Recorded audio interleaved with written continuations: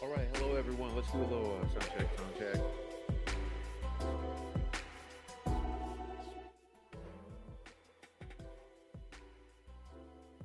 Sound check, sound check.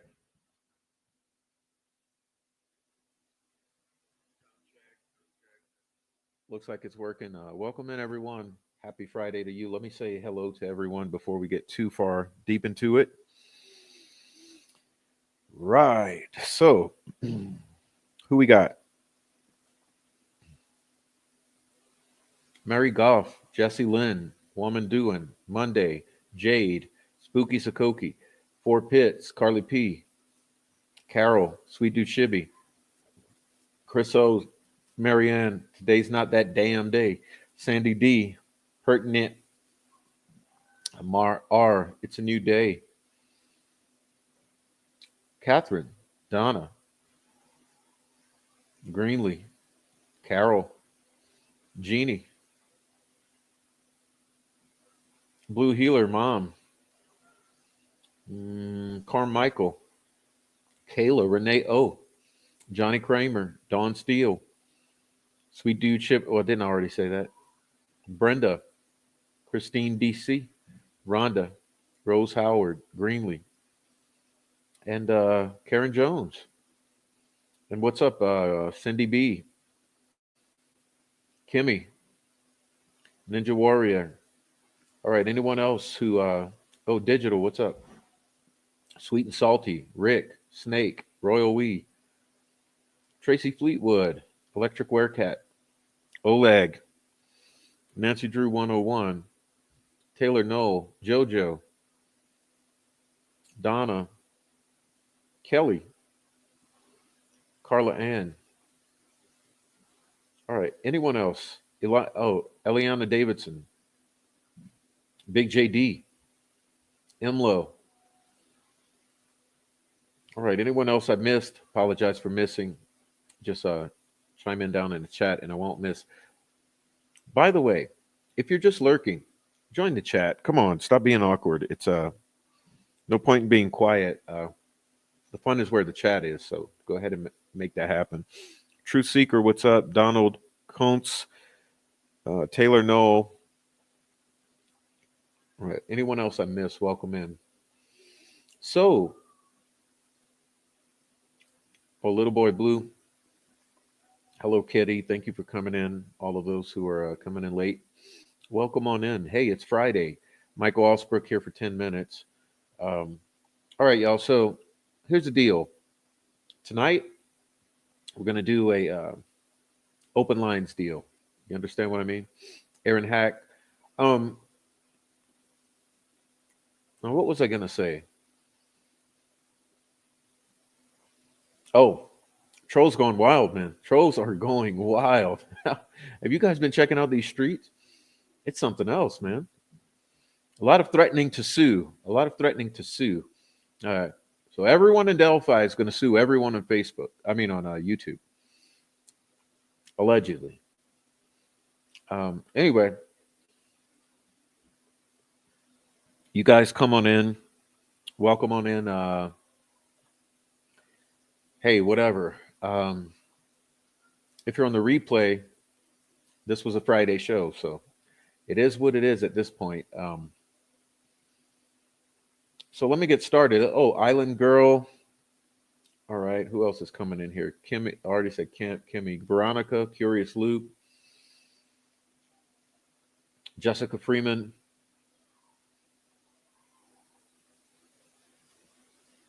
All right. So you guys are coming in here. So thanks for coming into the chat. I appreciate that very much. Yeah, it's funny. Gaslight You, what's up? Yeah. Yeah, I have a whole lot of commentary on that. Trolls are tweaking, but they can't afford lawyers. Truth hurts. You think they take their closure and run off into the sunset with a victory lap, etc. But no, because it was never about Richard Allen. Remember, this was never about convicting who they allege was the perpetrator of a crime against Abby and Libby. Oh, no, that was never the goal. The goal is to stop the truth from being told. And that's what we do. So, All right. So, welcome in, everyone. And yeah, we're going to do a little gaslight the trolls. How about that?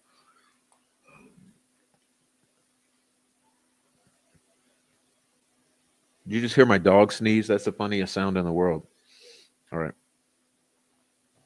But welcome in, everyone. Appreciate you for being here. Pardon the gum. I'm just trying to get my throat soothed before we get started.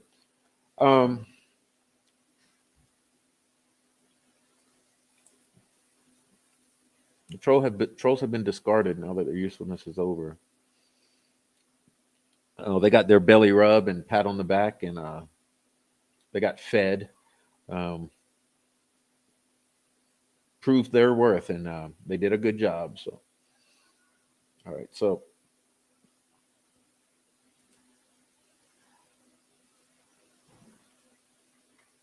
Kimmy says, "I'm from Greenwood. Not all of us are like them." Good. So all of you don't have expunged criminal records of crimes against children? Awesome.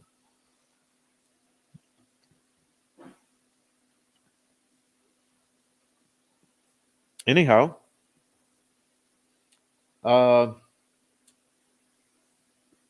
that's it. So I'm telling you, I've been talking to people all day, and I try to keep it positive, and I try to just laugh because some of the stuff I see, I swear, if you've never seen wacky stuff, Welcome to Delphi. There's plenty of wacky stuff to go all around, and it is really something. Anyway, that's my Friday shows for you guys. So hopefully someone will come on the panel and we'll actually have something to talk about. Let's see. Frenchie, welcome in. I used to love and admire small town USA. After witnessing Delphi, I hope I never get a parking ticket in any of these little fiefdoms. Mhm.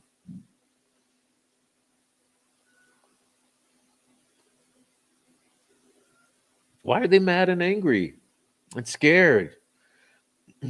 Yeah. Well, look. I'll just make my announcement here. I'll make my announcement here. Look, I've already made the damn announcement, so I don't know what's wrong with these people because they really think I'm playing, but I'm not. Let me go read my announcement I made because I really meant it, and it's like I constantly try to not do the things that I need to do, but after what I saw today, um, okay, the announcement was trolls, this is your last chance. Keep it up, and the community page will be set on fire. If you think I'm joking, try me. Okay, I meant that.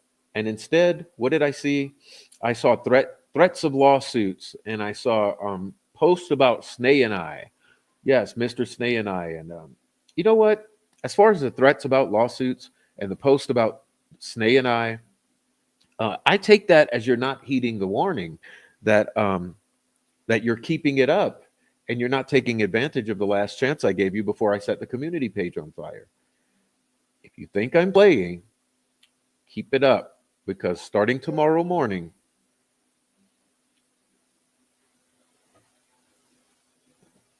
it's going to take one thing to trigger a flood of community posts. I'm telling you right now, tonight's your last night. When I wake up in the morning, there better not be one more piece of BS on this internet. All right? Hear me, Fro Charm?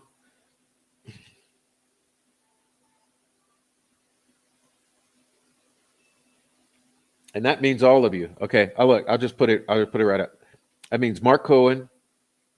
That means Jinx, Tommy Frost, Chris Long, all of you pieces of you know what. One more. One more post. Okay.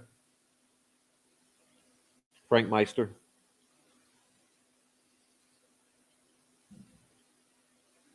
All right. So there we go. I said what I said. Um, just give me a moment to dispense or dispatch this gum.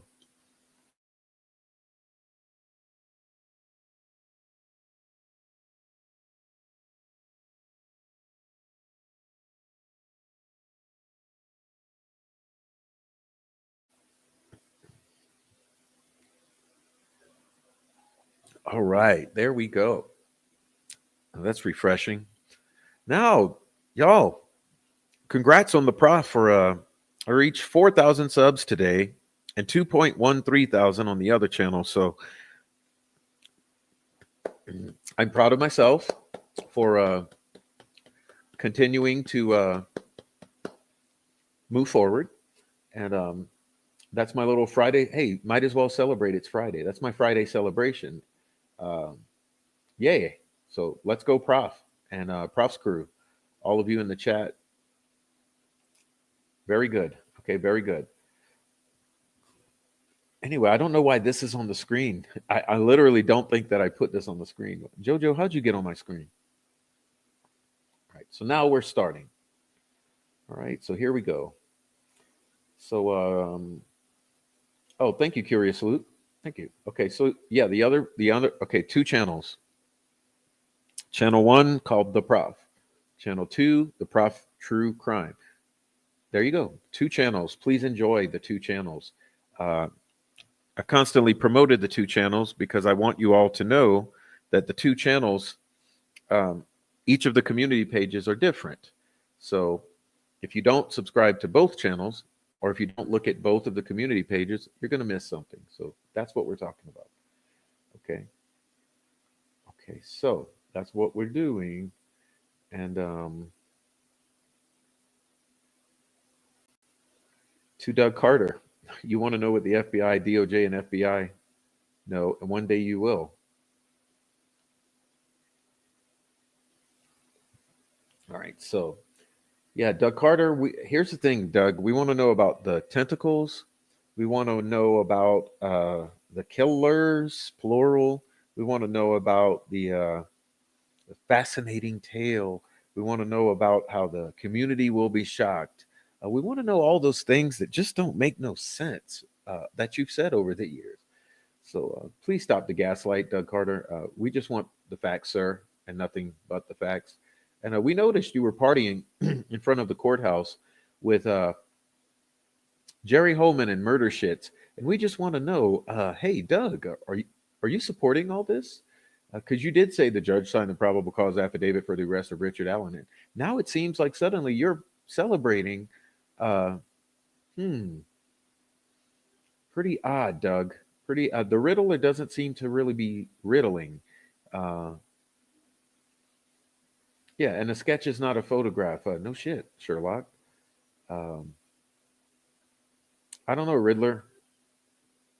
I don't know, Riddler. I don't think you were riddling. I think you were BSing. I'm trying to keep the language to a PG-13 level. So you know the word I want to say, though.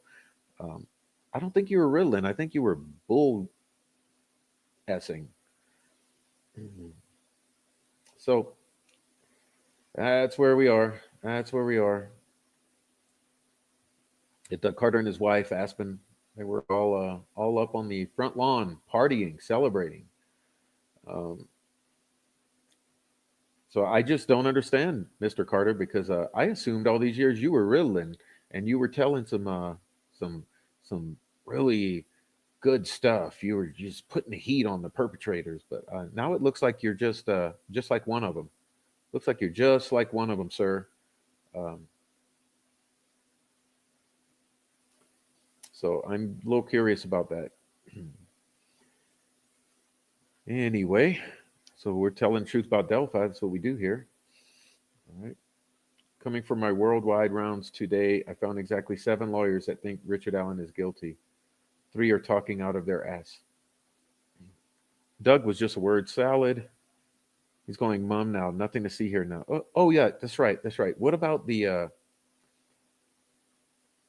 love to, it's a fascinating story and I'd love to be able to tell it. And one day I will, but today is not that day. Today is not that day.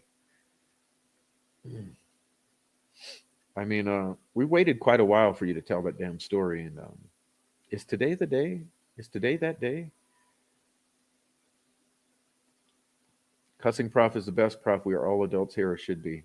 Well, except that I got this lady named Margaret who keeps coming in and shaming me for my free speech language choices, uh, saying that she would love to listen to the shows, but just can't get past the bad words. And why do I have to say f this and mf this and bs that and damn this and darn that? Um, And I wonder, like, damn, Margaret, do you really care about what I'm saying? Because it seems like if you cared, you could look over the colorful use of language because every word has a place and every place has a word.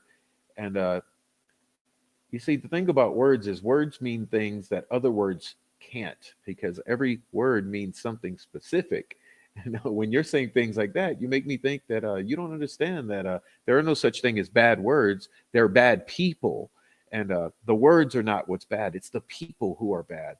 But that's okay because I'm sure you're one of the German Baptist freaks or something like that in Carroll County who probably live right across from the street or something like that from where these girls were brutally murdered, and your whole town just basically participated in the witch hunt and burning at the stake of an innocent man.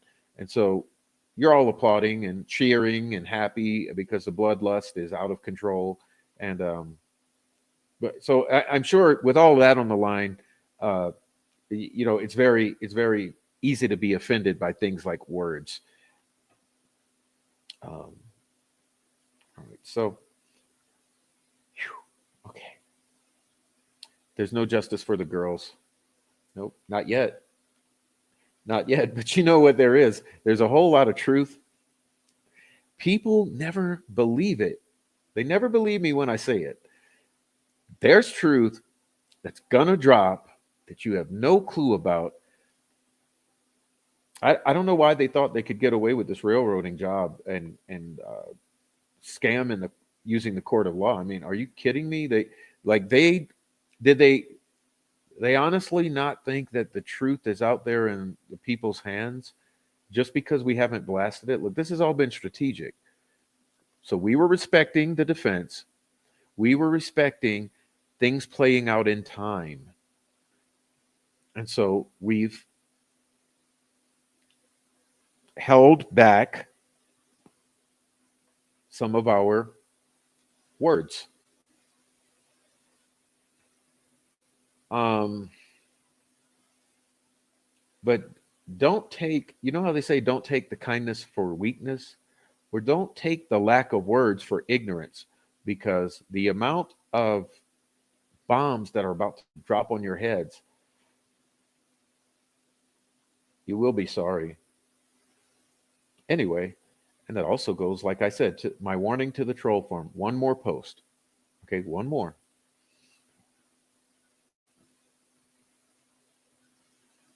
Remember, I got emails, I have court documents, and other stuff. Just because I haven't put them out doesn't mean they don't exist. But you keep pushing it. Okay. It's hard to believe anyone cares that much about a cuss word here and there. Yeah, it's not like I'm over here like you know, fucking rapping over here.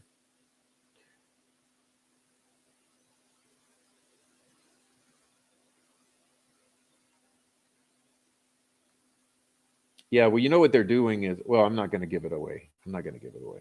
I'm not going to say a word. Okay, meow meow. What's up? What's up? Poor.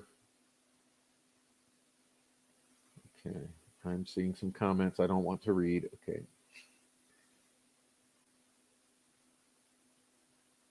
I feel like I've landed in an alternative universe. Alternate universe. How do people believe this nonsensical fabrication? I mean, because they don't think much. They don't think much. But if you saw my short entitled something to the effect of Jinx 13 um, assaults attorney Bob Mata, you wait for the end, you'll see that they actually do believe that this crime did not happen the way they said, and that other people were involved, and that it happened at Wilson Bridge, and that Carroll County is corrupt. But see, what they won't do is they won't say that now, because the mission was to bury Richard Allen and make this all go away. So they changed their stories. But good thing we screenshot shit 2 or 3 years ago, because we know what the stories used to be. All right. Well, please look. There we go. So I want to say, who can I say thank you to? Because I just saw a little super cheesy chat. Who was that? It's a new day. Prof Swearjar. Go ahead and say it. And this is Sarah became a member. All right. So it's a new day. Thanks for the swear jar. I'm trying to avoid that. And Sarah, thanks for becoming a member. And as soon as you become a member, you probably want to go watch a couple of the members only videos. They're good.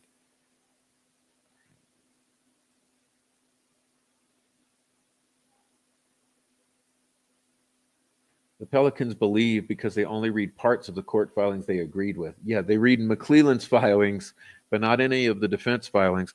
And also, they don't talk to all the locals who actually know what happened and have told us. So, or investigators. All right, what's up, Rachel? Okay, Rachel's in here. And Noe's in here. I look for your video visiting the Wilson Bridge. Very interesting.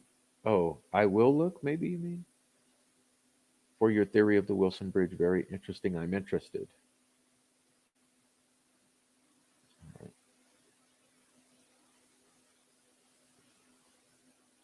Okay. The mainstream media. is a lot more powerful than people realize, and they targeted 6 years of heavy propaganda on this town to convict whoever they claim is BG. BG, the fabrication. Yes, propaganda is powerful, and it apparently worked. Um, but like I said, how do they even know that BG participated in this murder whatsoever? There's absolutely zero proof. Like, what's the evidence that BG participated in the murders of Abby and Libby?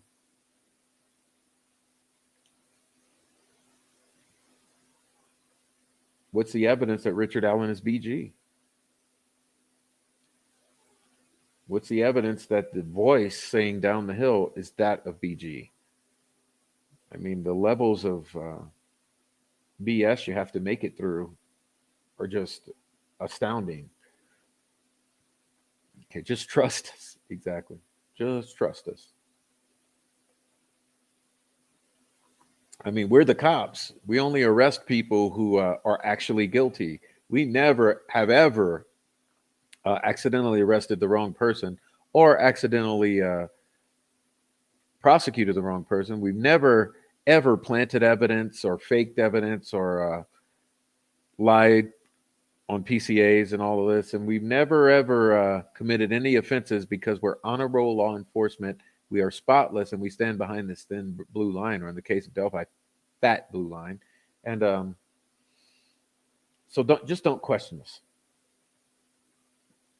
And then there's all the bootlicking YouTubers who they will only say what law enforcement says because they never want to be wrong. They're sure that law enforcement should be right, and they take zero risk in life, period, other than licking the anus of whoever's superior to them. And so then you end up with people like Laura and Turbo and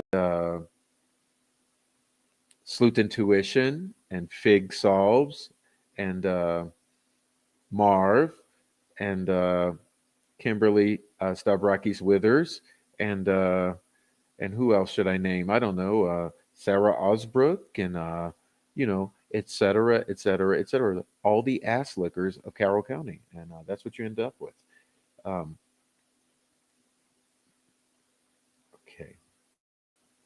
Welcome, Blue Healer Mom, for becoming a member. Welcome to memberships, and hopefully you enjoy the latest members video. Train Guy is quite fascinating. It's the most fascinating thing I've ever heard. Of course, I was threatened several times to take it down, and that's why it's members only. Okay.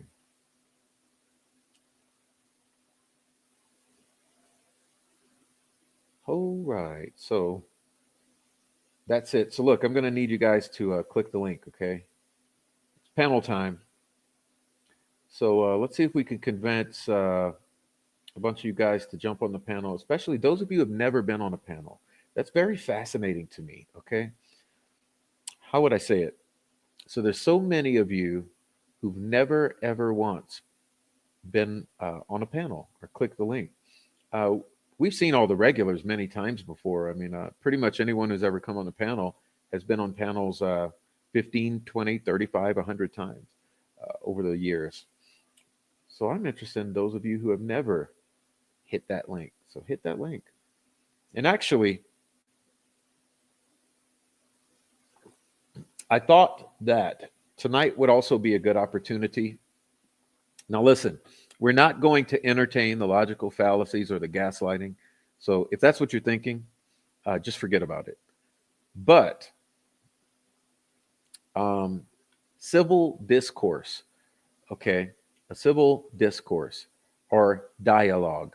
So, any of you asshole, idiot, troll farm son of a bitches, uh, if you think that you have the ability to have a civil dialogue, um, and you're not one of the ones who's threatened to kill, harass, dox, went after my children, all shit like that, because I'll never let you on.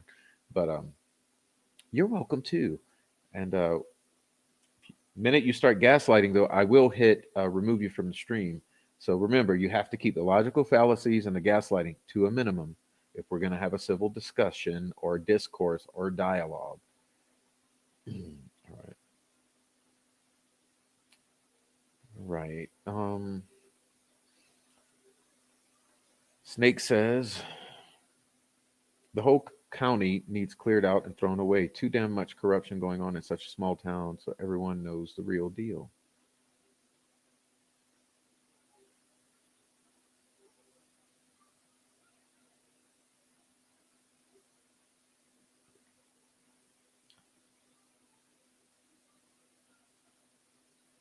All right, so that's what we got here. Woman doing says that's not real. Okay. Oh, look, we got somebody. I don't know. I think I said this was my wifey yesterday, or maybe my side piece, something like that. Let's see. She's here. Hello. Hello. Oh, a new day. What's up? Hi, how are you? I'm good. How are you? I'm good. Can you hear me all right? Yeah. Welcome in. Thank you. We got someone else here. Sean. Welcome in, Sean. Hey, how you doing? I'm good. Welcome in. Thank you. Sean, do me a little sound check, please. Can you hear me? Yeah, that's sounding good. Okay. Welcome in, All guys. right. Hey, Sean, how are you? I'm good. How are you? I'm well, thank you. Oh, well, who wants to go first?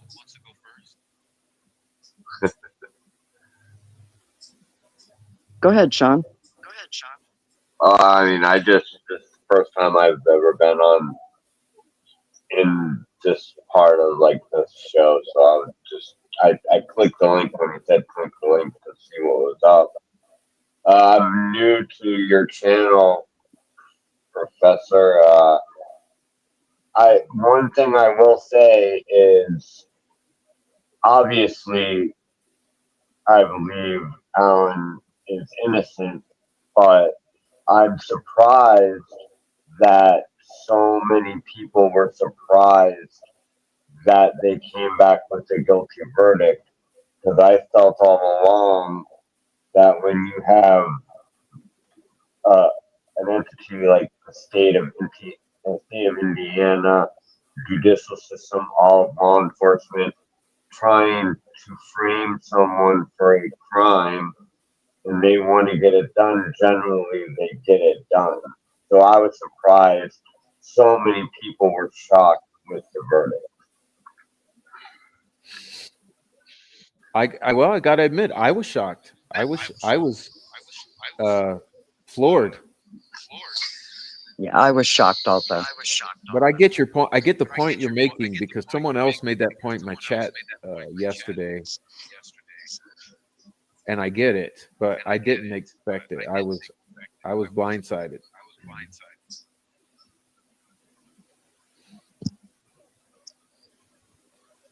Yeah, I don't believe the state uh, proved anything.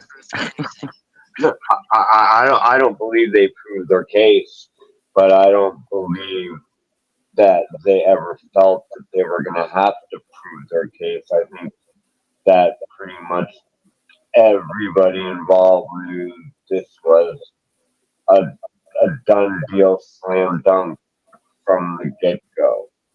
I Hmm. mean, I don't think that I mean, for everything that they did with ignoring evidence, hiding evidence, for people not to think that they were gonna to make sure that they had the right people in the jury room, do what they had to do to the jury and the court system, block all the public from seeing what's going on. They did everything that they had to do to ensure to get what they wanted, and that's what they did. Yeah, it was it for me. It was appalling how the judge was so obvious about it, or brazen. Um, Absolutely. yeah. Now, someone has an echo, and the reason that would be is probably if you have YouTube open. So someone probably has to close, Uh, but leave open the StreamYard link.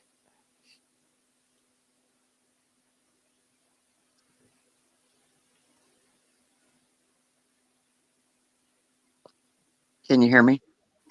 I hear you perfect. Okay. Is that better? Is the buzz gone? Is there still an echo? Maybe it's gone now. Yeah, I think I had my YouTube open still. Good job. All right. I am also a call-in virgin. You know what? It's back. Let's see. Let me mute both the guests. Okay, check. So it's not me. Okay, check. Check.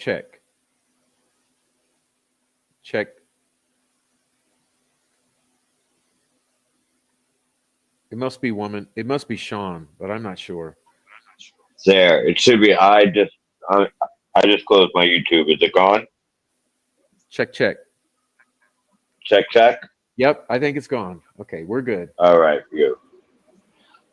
All right. Yeah. So, like you said, it's going to be 2 years until Richard Allen even gets a chance at a new trial. But I mean, I look to this is one thing that I thought about when I was West Memphis 3 kids that got found guilty of uh, of that crime, and the judge, every time it came up for a new trial, the judge stopped it, and the only reason that they ended up getting the Alford plea, and it was obvious they were going to get a new trial, is because that judge won a Senate seat, and he was no longer going to be presiding over the decision on whether a new trial would be granted. So if this judge is still presiding over the decision of a new trial, will it ever happen? That's the curious thing to me, because she's not going to let shit happen. I'll just be frank. Exactly. Yeah, she's like a brick wall. There's nothing going to happen. But I don't know. I mean, we're going to have some lawyers chiming in, but I mean, as far as this one is concerned, no hope. Yeah. And that's one of the problems with our judicial system, is that once you're a judge, you can pretty much do whatever you want, and there's no repercussions.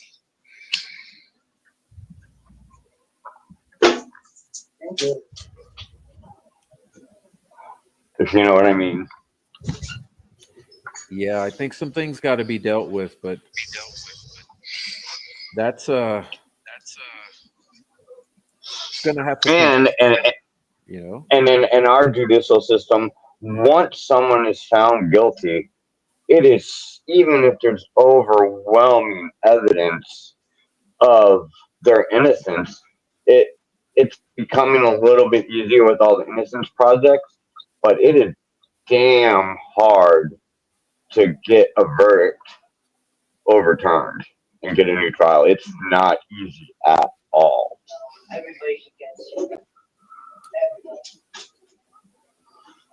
Yeah, that's why I thought all of the Richard Allen is a killer people would be. Oh, look, the echo's back, y'all. Come on. I thought all the Richard Allen is a baby killer people, they would just be overjoyed, shut the fuck up, and go away. But no, they've been in an all out tirade. Like it's really something. It's really something. Yeah, well, You made a good point. Go ahead. If I don't believe that the same judge would be on the case. Isn't that true, Prof? I don't know. I'm Well, not yeah. little confused. I'm pretty well. The way it was in Arkansas with the West Memphis Three, every time the West Memphis Three's defense team brought new evidence to light and said, "Look, this happened at the trial. This happened at the trial. This is why they needed a new trial."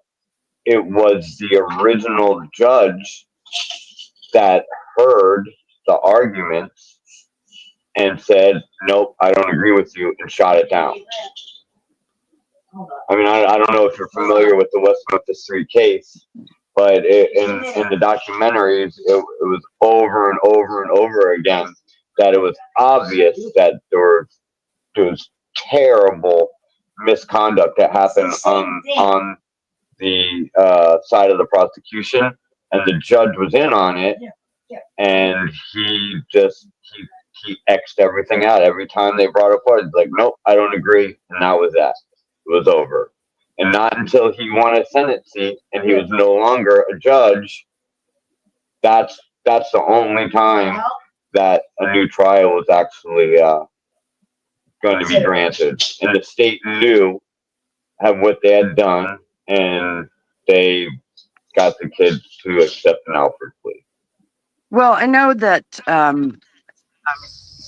Bob Motta had stated that the attorneys will have to file, prior to filing an appeal, a form to ask for a new trial. Now, I know that would go before Gall, and obviously she would deny that. I think and it would that's part have, of the process before they can file for an appeal here in Indiana. and it would go to the state of Indiana, and then if they said no, it would end up going to the Supreme Court of the United States. And once it gets to that point, if they say no, you're done. Well, it would go to the Indiana Supreme Court first. First, correct. Because that's the same thing. But Similar thing happened in the Adnan Syed case. But does the initial appeal go to the Indiana Supreme Court? I don't believe it does it? No, it takes years to get to the Indiana Supreme Court. So I just guess that when the appeal is filed, if it is granted by the state, wouldn't have anything to do with Judge Gall at that point. Then I guess we can see how is with all this collusion that's going on. I mean, but the thing is like, what's their appeal going to be? That the judge didn't let. Obviously, the appeal would be the judge didn't allow them to introduce other suspects in the case. Correct? I mean, I think that would be I one think of the they first have a whole heck of a lot more than just that. Yeah. I mean, obstruction of justice. Hey, Sean, it's your phone, I believe. Is it? If you have okay, hang on. open, pardon me, you have to close it.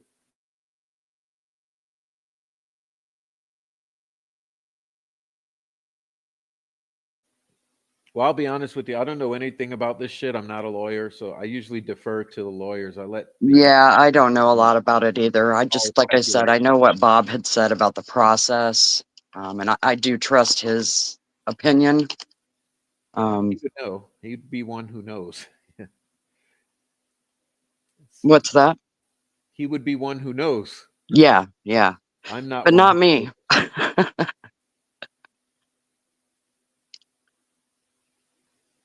I mean, I really don't even like talking about it. Is it? I guess Yeah, I'd rather talk about the damn trolls. It's just I think it's I look at it like whining, for me, and I'm an optimist, so I don't like to be pessimistic. So for me, it's whining to be like speculating about all these avenues, because no matter what, the attorneys are going to take the avenues they feel best, and so people like the attorneys who are in the case, they can speak on what options there are, But even then, it's going to be Baldwin and Razi who actually determine what the best step is for their client. So, uh, yeah, Right. for me, I just know they're going to do what's best, I believe. And Absolutely. I think so too. yeah, and I'd rather talk about the awesome bombshells that are coming, about all the fallacies that have already come, that, like all the shit, like just all the lies that have been exposed, and all the incongruous shit, like the 3.5 millimeter jack being handled and all of that stuff, and all the damn trolls. Look, Noe's here. Let me welcome him. Hey, Noe, are you going to have an echo too? I don't know. No, you're a pro at this. What's up, Noe? Can you hear me? Yeah. All right. I think Sean just needs to close out YouTube if he's going to come in with his link, clicking his link. Who that be? Oh, the other guy on was named Sean, but he I think he had YouTube open, was giving an echo. I just got the one phone, so Noe. who am I speaking to? It's a new day. A new day. Okay. Hi. Hi. Well, You don't know me, but I feel like I know you. I'm in West Lafayette. I found this nice little spot here on State Street. It's a small little coffee house. It's called the Gray House Coffee and Supply. So I like it here. Nice. Welcomed here. I don't know if this is troll territory, but there's a lot of youngsters, so hopefully I'm away from that. But I'm enjoying the evening, so I just wanted to pop in, say hello, say hi to everyone. I know Truth Seeker is here on the chat, several others. So hello, everybody. Hello to everyone. What's going on with the party, Prof? Say yo. I'm reading the chat, trying to make sure I don't miss any good ones. What was I gonna say? Oh, I was gonna laugh at the video, the video of the face hiding. The what, sir? The hiding of the faces. Oh, yeah. I mean, everybody's watching. You know, everybody. There's like 200 people on the curb, man, on the sidewalk, and everybody's recording. I don't understand why hide. I mean, gosh, you got what you wanted. I don't understand it. You know, I mean, I'm pretty sure there's others recording me. I'm out in the open, man, and I've always said it clear. You know, I'll come and do it to your face. I'm not gonna hide in the second floor or around the corner or behind someone's car. You know, like I did in Allen County with Chris Long. Uh, oh well, but it is a funny short, bro. Oh, Snake says, Noe, did you ever get to play your chess game? Chess. We haven't, but I'm more than positive that very soon I'll be hitting Indy. Yeah, but they did do a belly bump. It was a friendly belly bump. It was a friendly belly bump, kind of a greeting. Yeah. You don't have much belly compared to Snay. Well, it's the weed. Okay, look. The dabs give you the munchies give you the belly. So good thing Noe's sober. Okay. That's true. I eat as if I was, pothead. I mean, I eat everything, anything I can. You're always eating when I talk to you. Yeah. Oh, look, we got a visitor. pothead. I mean, I eat Oh, that's a everything. bad echo, I Kimberly. can. You're always eating when I talk to you. Oh, oh, look, we got a visitor. Pothead. I mean, I eat Oh, that's a everything. bad echo, Kimberly. I can. You're always eating when I talk to you. Can you still Okay, let me Who do we say, got? Kimberly, you gotta turn off your YouTube. on?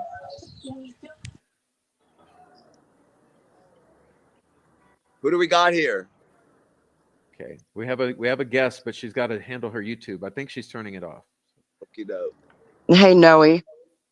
Hi. Hi. I wanted to thank you so much for all of your work, getting out, boots on the ground, um, being at the courthouse, the Against the way the way you against the judge. handle yourself. I've got a lot of respect for you, man. A lot of respect for you. Thanks. Thanks.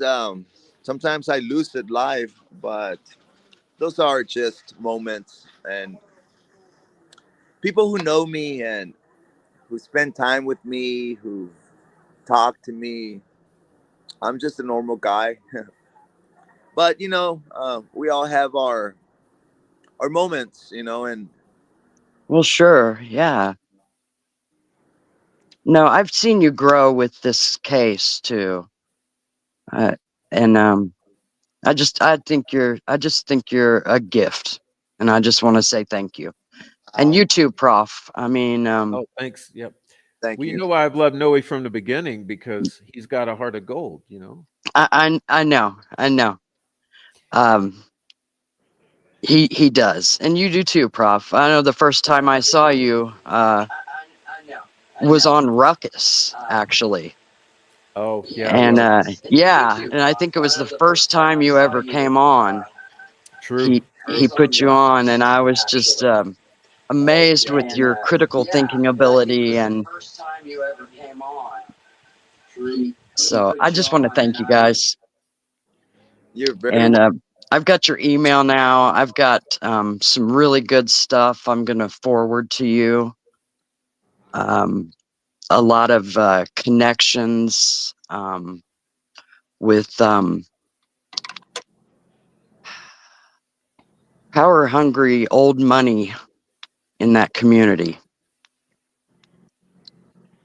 And I've made quite a few connections.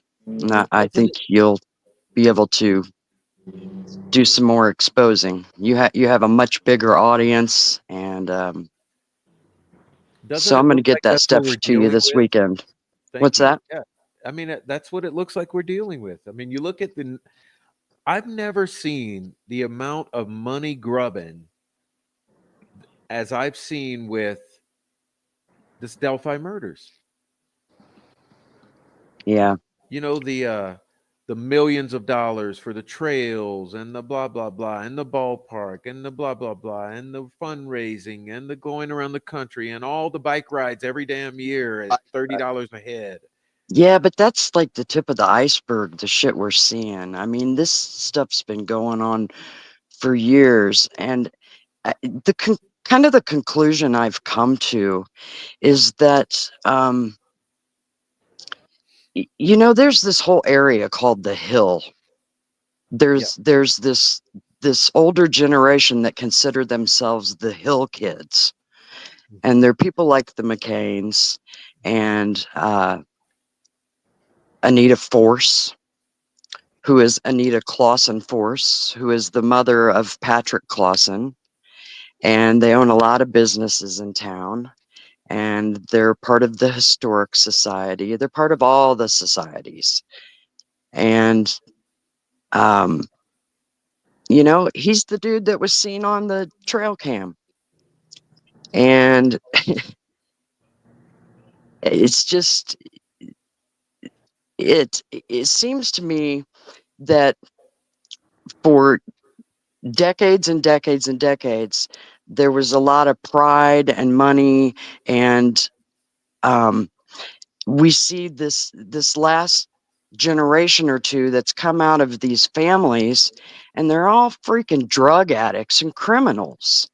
They're not tax paying, um, law-abiding citizens. So I think the tax-paying, law-abiding citizens of the town are taking the money that the younger generation's bringing in, that's crime money, and they're laundering it.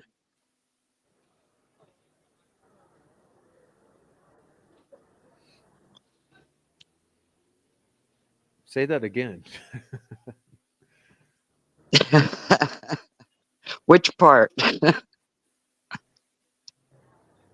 About The, the young and the old, the young versus the old. the younger, these people. Ashley Garth is related to the Clausens. I'm gonna put my mic on mute, guys. Okay, for a second. Go ahead and I'm just so sick and tired of people stepping around and not saying names and not, and it's, it makes my heart race out of my chest. Because these people are just downright evil, and they have no, there is no sanctity of life except their own legacy. And so you've got all this old money, and all of their kids and grandkids are criminals and drug addicts. None of them hold jobs, none of them, unless it's family owned and operated. I mean, hell, even Kelsey German's working for Becky now in the appraisal company. Did I just say that out loud? Yeah. Yeah. But no, I mean, but you know what the thing is, though? This is your small town, Masonic fucking run bullshit. Yeah. And let me say this. How do I know? Because I'm from one. Okay. And like I've said many times, you're not getting a store on the main street unless you're a lodge member, et cetera, et cetera, et cetera. And it's the same old families that have been running those towns for since the very beginning, Mm-hmm. 200 years. So that's the problem. And I mean, Kimmy, look, there's a link that I pinned. Do you see the link that says streamyard.com? All you got to do is press the StreamYard link and it'll guide you through the instructions. Just make sure your YouTube turns off after you do that.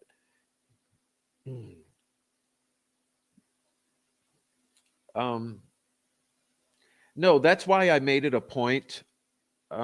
It's a new day Yeah. to stop saying initials, because when I came into Delphi about several handful of years ago, the whole thing was everyone did initials, CD and TS and TK, Mm-hmm. blah blah blah blah blah, and CM. And I started to get so furious about it. And then Julie Melvin told me one day, she said, Prof, she's like, it doesn't matter if you use the name or the initials, like even for, blah, blah, blah, legal purposes. She's like, it's one and the same if they can identify you from that. I was like, oh, well, hell, in that case, I'll just use all the damn names. Yeah. Look, this is not everything. Like, these names are common knowledge. This is publicly available open source information on the public internet.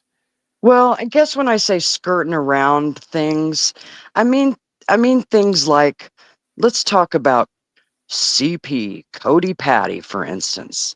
Everybody wants to act like he's Mike's adopted son, but he's Becky Patty's fucking nephew, excuse my language. It's her brother's kid. And nobody ever says that. We want to look at it like it's Julie Melvin's sister's son, and Mike adopted him. But it's Becky Patty's brother's son, and Becky and Mike adopted him. Can you guys hear me now? I do hear you. Am I not Yes. echoing? No, I don't hear echo anymore. Who Okay. is this? Who is this? Who am I? Yeah. I'm Kimmy. Okay. Hi.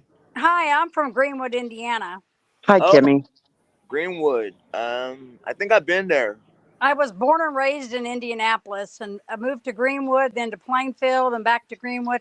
But when I watched this whole thing from the beginning, I'm so disgusted by our police, our state police, and the way they treated him. And you know, one for one, I as a mother, I blame the parents for dropping those girls off alone in that state park. They should have never done that. And when Richard Allen, when he all he did was, when they said, well, if you have any information, get a hold of the police. So when he did, what happens? They start accusing him of it. You know, Well, they cleared them first. They yeah. cleared. Mm. I think they had the murderer. Well, who was that first guy? That one guy. They went to Lafayette and they got a order to go in his house, and they found a little girl chained in his Was that basement. Chadwell? Yeah, James Bryan Chadwell. I'm telling you what, that man there looked exactly like Bridge Guy. The first picture. Hey, can I say something Well, real quick? go ahead. Go ahead. Sound just I like want the I bridge want to guy's give voice. some input on what she just said. Okay, I am not 100% sure if that day, that Monday, was a snow day or an e-learning day. Okay, whatever the case was, it was an off day from school. Okay, Yes. um, we're talking about February. Okay, in north central Indiana, it's cold. It's winter time. Okay, now if that was an e day, an e-learning day, the kids should have had homework to complete from home. They Okay. should have been on a computer. Uh-huh. Now if it was a snow day, well, it means it's cold. So It me, wasn't a snow day. We didn't have snow that day. no, but it was like a makeup day type, or well, Yeah. I Okay. don't. They have those, but those snow days, they usually I think they're usually towards the spring. But I don't know what it was, but it was a day off of school. Whatever the case was, me, like, if I was a parent, I'm not gonna let my kids go to a fucking bridge in the middle of the woods on a winter day, on an e-learning day. See, that's what I say, because I am a mother, and I would never. I blame the parents from the beginning, And, dropping those and girls off alone. like I was never verbal about that, but I've had that thought back ever since when I got him, started following the case, because um those days, me knowing a little bit about the education system because I worked in it, I know that those days the kids are supposed to stay home and do homework. Yeah, be on their computers. Yeah, Right. Yeah, but it It, wasn't an e-learning day, Noe. okay, It, well, that's why I said what I'm what not they sure if they. what they do in Indiana is they allot so many days for snow days. So because they require the children to be in school so many days of year. And anytime they used to have a day where they would call off for snow, they would have to make that day up at the end of the year and add days to the calendar year. So yeah, what they did is they went ahead and built days in that could, so they would have the amount of days so the kids would know when they're getting out of school. And then if they don't have to use those, they accumulate whatever and A then free they day. take the day then instead of the end of the year. Well, I understand that. I understand that. It's like a free day. Like, let's say for the school year you get 5 snow days, and it Right. only snows twice, so you get three days, right? Is that what I'm understanding? Correct. So it wouldn't be an e-learning day, I guess is what I'm School getting year, at. they work them into the school year so that it all equals out.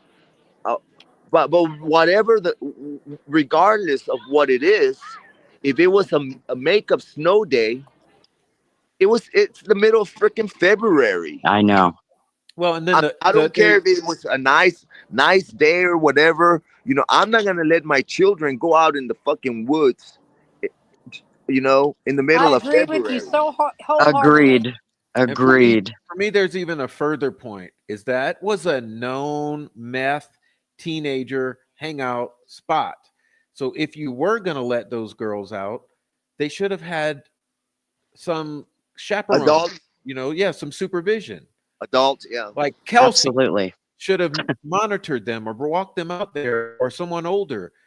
Not just let the little tiny girls go out there alone, to where that there's Garrett Kurtz and his buddies cooking up dope out there, Jeff Reagan and them. And they knew that was like a place where this type of people, like That whole it had a reputation for that. So why would you let two teenagers, 13 and 14, go out there in the middle of February unsupervised?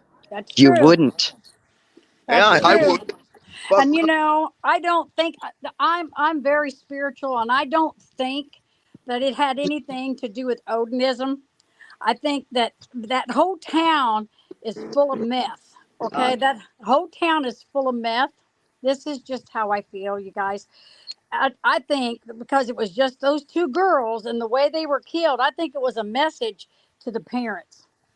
And I mean, that's just how I see it. I mean, I think it was a message that something happened to those girls, and it was a message to their parents, because you don't see their parents saying anything. They're not saying Well, one word. and look at the I tell everyone, look at the crime scene photos and then come back and talk to me about it. Like, to me, that looks like a message to somebody's parents. Let's welcome in. There's someone who popped in. Let's see who this is. Welcome.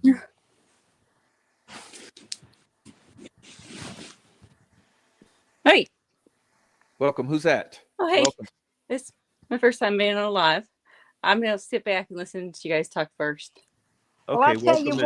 what, I found this channel and I love it. I mean, you're doing an excellent job. Thank you. Proof. And I appreciate you doing that, because when I told my sister, I said, I'm looking at this man that they've got pulled up here. I said, that is not the man that this happened. He is not the person that did this. And I told her, I said, I think it has to, I may be wrong, but that dude that had that little girl in the basement, he looked just like Bridge Guy. And I think somebody got paid off. I think the judge got paid off, because they never gave him a fair trial. He had no fair trial at all. Well, and look at all those Kokomo crew and Garrett Kurtz. Think for yourself, how many murderers are in that crew that are known murderers? Yep. Yeah. That's just crazy. And I feel really bad for him, for Richard, because you know what? If he makes it out alive, I'll be surprised, because they just broke this man down. And because when the state police guy, he come up on there, I can't remember what his name was. The way he acted, well, we'll know. There's stuff that we know that you don't know. I think he was bullshitting. I don't think he knew anything. Jerome Holman. I'm sorry I'm cussing on here. I'm just so aggravated that this happened. And this poor man, he's getting railroaded and getting put in prison for something he did not do. Those girls are not getting justice, because the person who did this, they're still out there.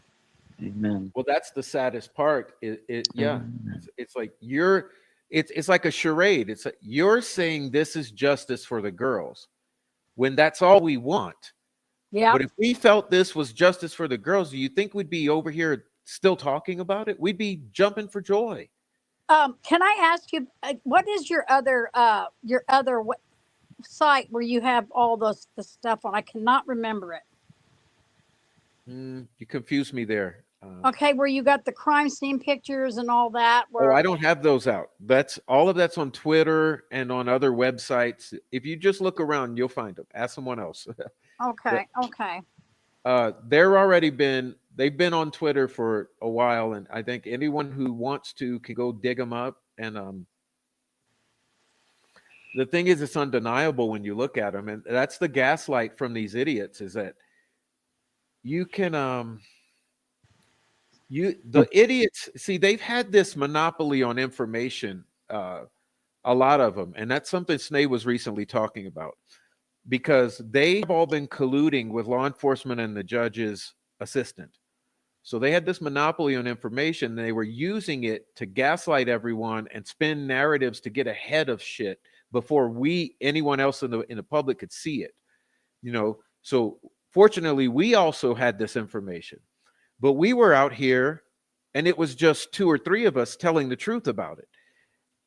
Then you've got 15 fucking troll farm creators, and they're all on one accord that they're going to give you the pre-narrative about it. So they were spinning it as a whole collective. And we were out here screaming like, no, it's not that. It's not that. It's not that. Well, now that it's out into the public and more will, I'm telling you now, more and more will be coming. We're going to start trickling it out. And as that stuff trickles out, you're going to see exactly what we're talking about, that there's proof that there were others involved in this. Now, we don't, like, the thing is that where I am is I don't have completely exculpatory on Richard Allen not having any involvement, okay? But what I do have is I have a lot of inculpatory that there's a whole bunch of others involved, even when we know Richard Allen was back at home, which you would consider for that part of it exculpatory. So it's like, how can this be it when we know there's more? And, yeah, because those 2 girls wouldn't have followed and it might have been somebody they knew, you know, that they went down there and trusted somebody they knew. Could have been, most likely. Yeah. Very likely. And then like they're setting up the sticks and everything, trying to make it look like it's Odin people that did it when it really isn't. Yes. Huh. I'm really spiritual. I can see things. See, I want, and I just, I can't help it. I'm so disgusted. I mean, like I said, I was born and raised in Indianapolis, and I live in Greenwood, and I'm just so disgusted with the state police and how all that happened. They screwed all of that up. They messed it up. And then they just want somebody to pin it on. So now they got their fall guy, because the town was probably complaining, and the parents. So the first guy they have, boom, he's locked in. And if he's got mental illness, if he's born with mental illness, then, you know, it doesn't take long. And then they're giving him this medicine against his will. They broke that man down. He looks so broken. And I feel so bad for him. Yeah, and you know, I was thinking about this whole verdict, and I was thinking, well, you know, the thing about this fucking jury, they don't know shit. Okay, they trust the cops. You got all the cops up here and the witnesses lying, making shit up, not reveal. You got the judge obstructing justice, not allowing facts to be brought before them. So they're naturally already, they're being emotionally traumatized by looking at these crime scene photos and the way that McClelland framed everything in his closing statement. They're all traumatized by it and emotional. They are looking at this guy who's accused. And then on top of that, now they're listening to confessions that were made, regardless whether he was under duress or not. When you put it all together, it's like, yeah, I could see them going this way. Now that I really think about it in retrospect, because it's a stacked deck, you know. You know, there's one thing they never asked. They never asked any of those people. Was Richard Allen in the courtroom? They never asked any of those witnesses. Exactly. They never asked.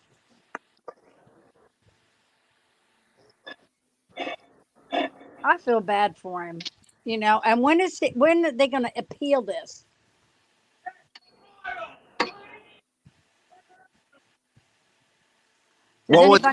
Does anybody know when they're going to try to appeal?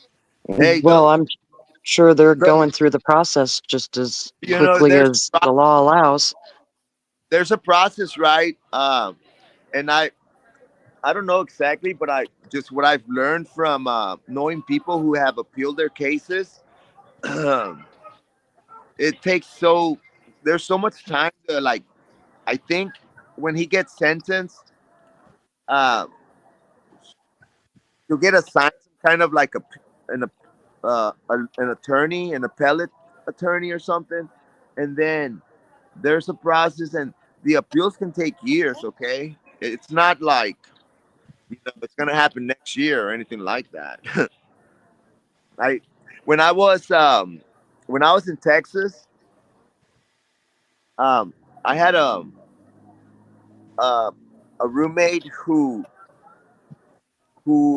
he was like on his 10th appeal. He got sentenced to life in prison for murder, and in 1991, and we were roommates in 2011.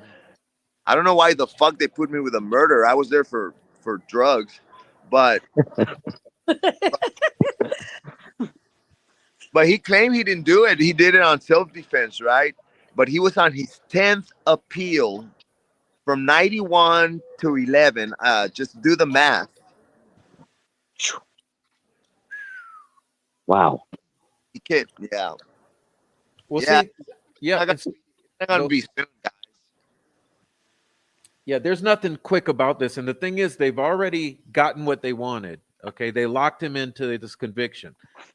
But that's why I'm having faith that someone else is watching this, because this is too high profile. It's just like Karen Reed.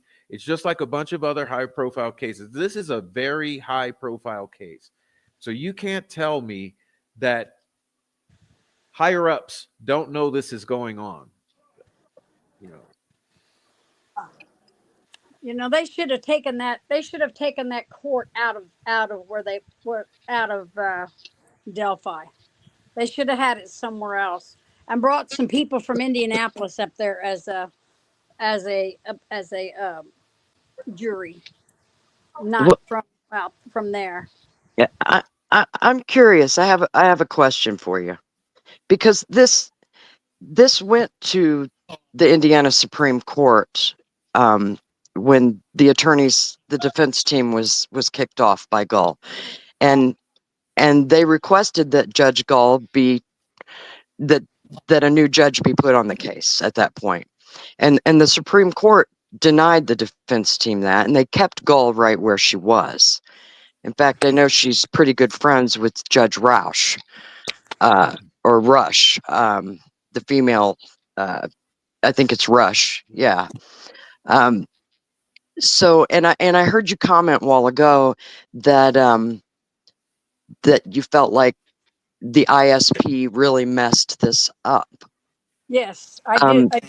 Um, and because I'm curious what that really means, because in my opinion, they set this up. Well, I think that the reason I think that they messed it up is they didn't get all the crime stuff, and then and what's his name was blowing smoke up everybody's butt. Well, we only the killer would know. Only the killer would know. And I knew that they were trying to set. They didn't know anything about nothing, and it just and it took all this time, and they cleared him, and then turn around and put him back in. And they screwed it up at first. Then you got this judge that's biased, one sided, and it's. I went with my sister the other day. Drove to Metamora, and I said, "Well, I better watch my speed. I don't want to get caught. Be like be like Richard. Yeah, that's Um, scary. That's the it is truth, though. scary. It is scary. He should have just been in the jail and not in a prison, and not in solitary confinement. That's Absolutely, crazy. yeah, He but wasn't. absolutely. to me, that's the whole thing, was to break him, and it makes you wonder what's happening to him right now. I was thinking about that in the shower yesterday. Me I was too. like, that guy, like, the thing is, you don't know what happens behind closed doors, and those prisons and jails are behind closed doors. So Baby killers are the ones they always murder, you know. Yes. And there was a guy just recently, he got murdered, but he did a horrific crime and he was definitely guilty to this little girl. But it's dog eat dog in there, and his life is, I mean, if anyone's life is at risk in the state of Indiana, it's Richard Allen. He's probably the number one. Well, and we've already been told flat out by the troll farm terrorists that there's a hit on him. Yes. Yep. That's a bunch of closed-minded people that, and if he gets out, he just needs to pack up and leave Indiana. Well, he has to survive right now because this, like, the dire risk he faces, it's no one likes, I said I'm an optimist. I don't like to say horrific or low vibrational things, but the damn fact is that his life is very much at risk right now. He's very vulnerable. Yes. And even when he moves on to, after sentencing, his life is going to be even more at risk. Well, let's not forget what the threats that have been made against him, and they need to be taken serious. Just because it's fucking, like Frank or, Greeno, and you want to say like, oh, well, they're all talk or whatever. If it, I know what it feels like to have a hit, bro. I mean, that's the reason why I fucking end up with Kegan Klein, because my county couldn't house me. What county are you in? What were you in? Wabash County. And isn't that down south? No, it's in north central Indiana. It's between Peru and Huntington, Indiana, Okay. on 24. Okay. Hey, And Noe, I'm sorry. what? Would you mind telling the story about your shooting? My what? When you were attempted to be killed? Oh God. You want to talk about that? So I want people to understand. Well, Where you're it's a very dramatic story, man. Okay.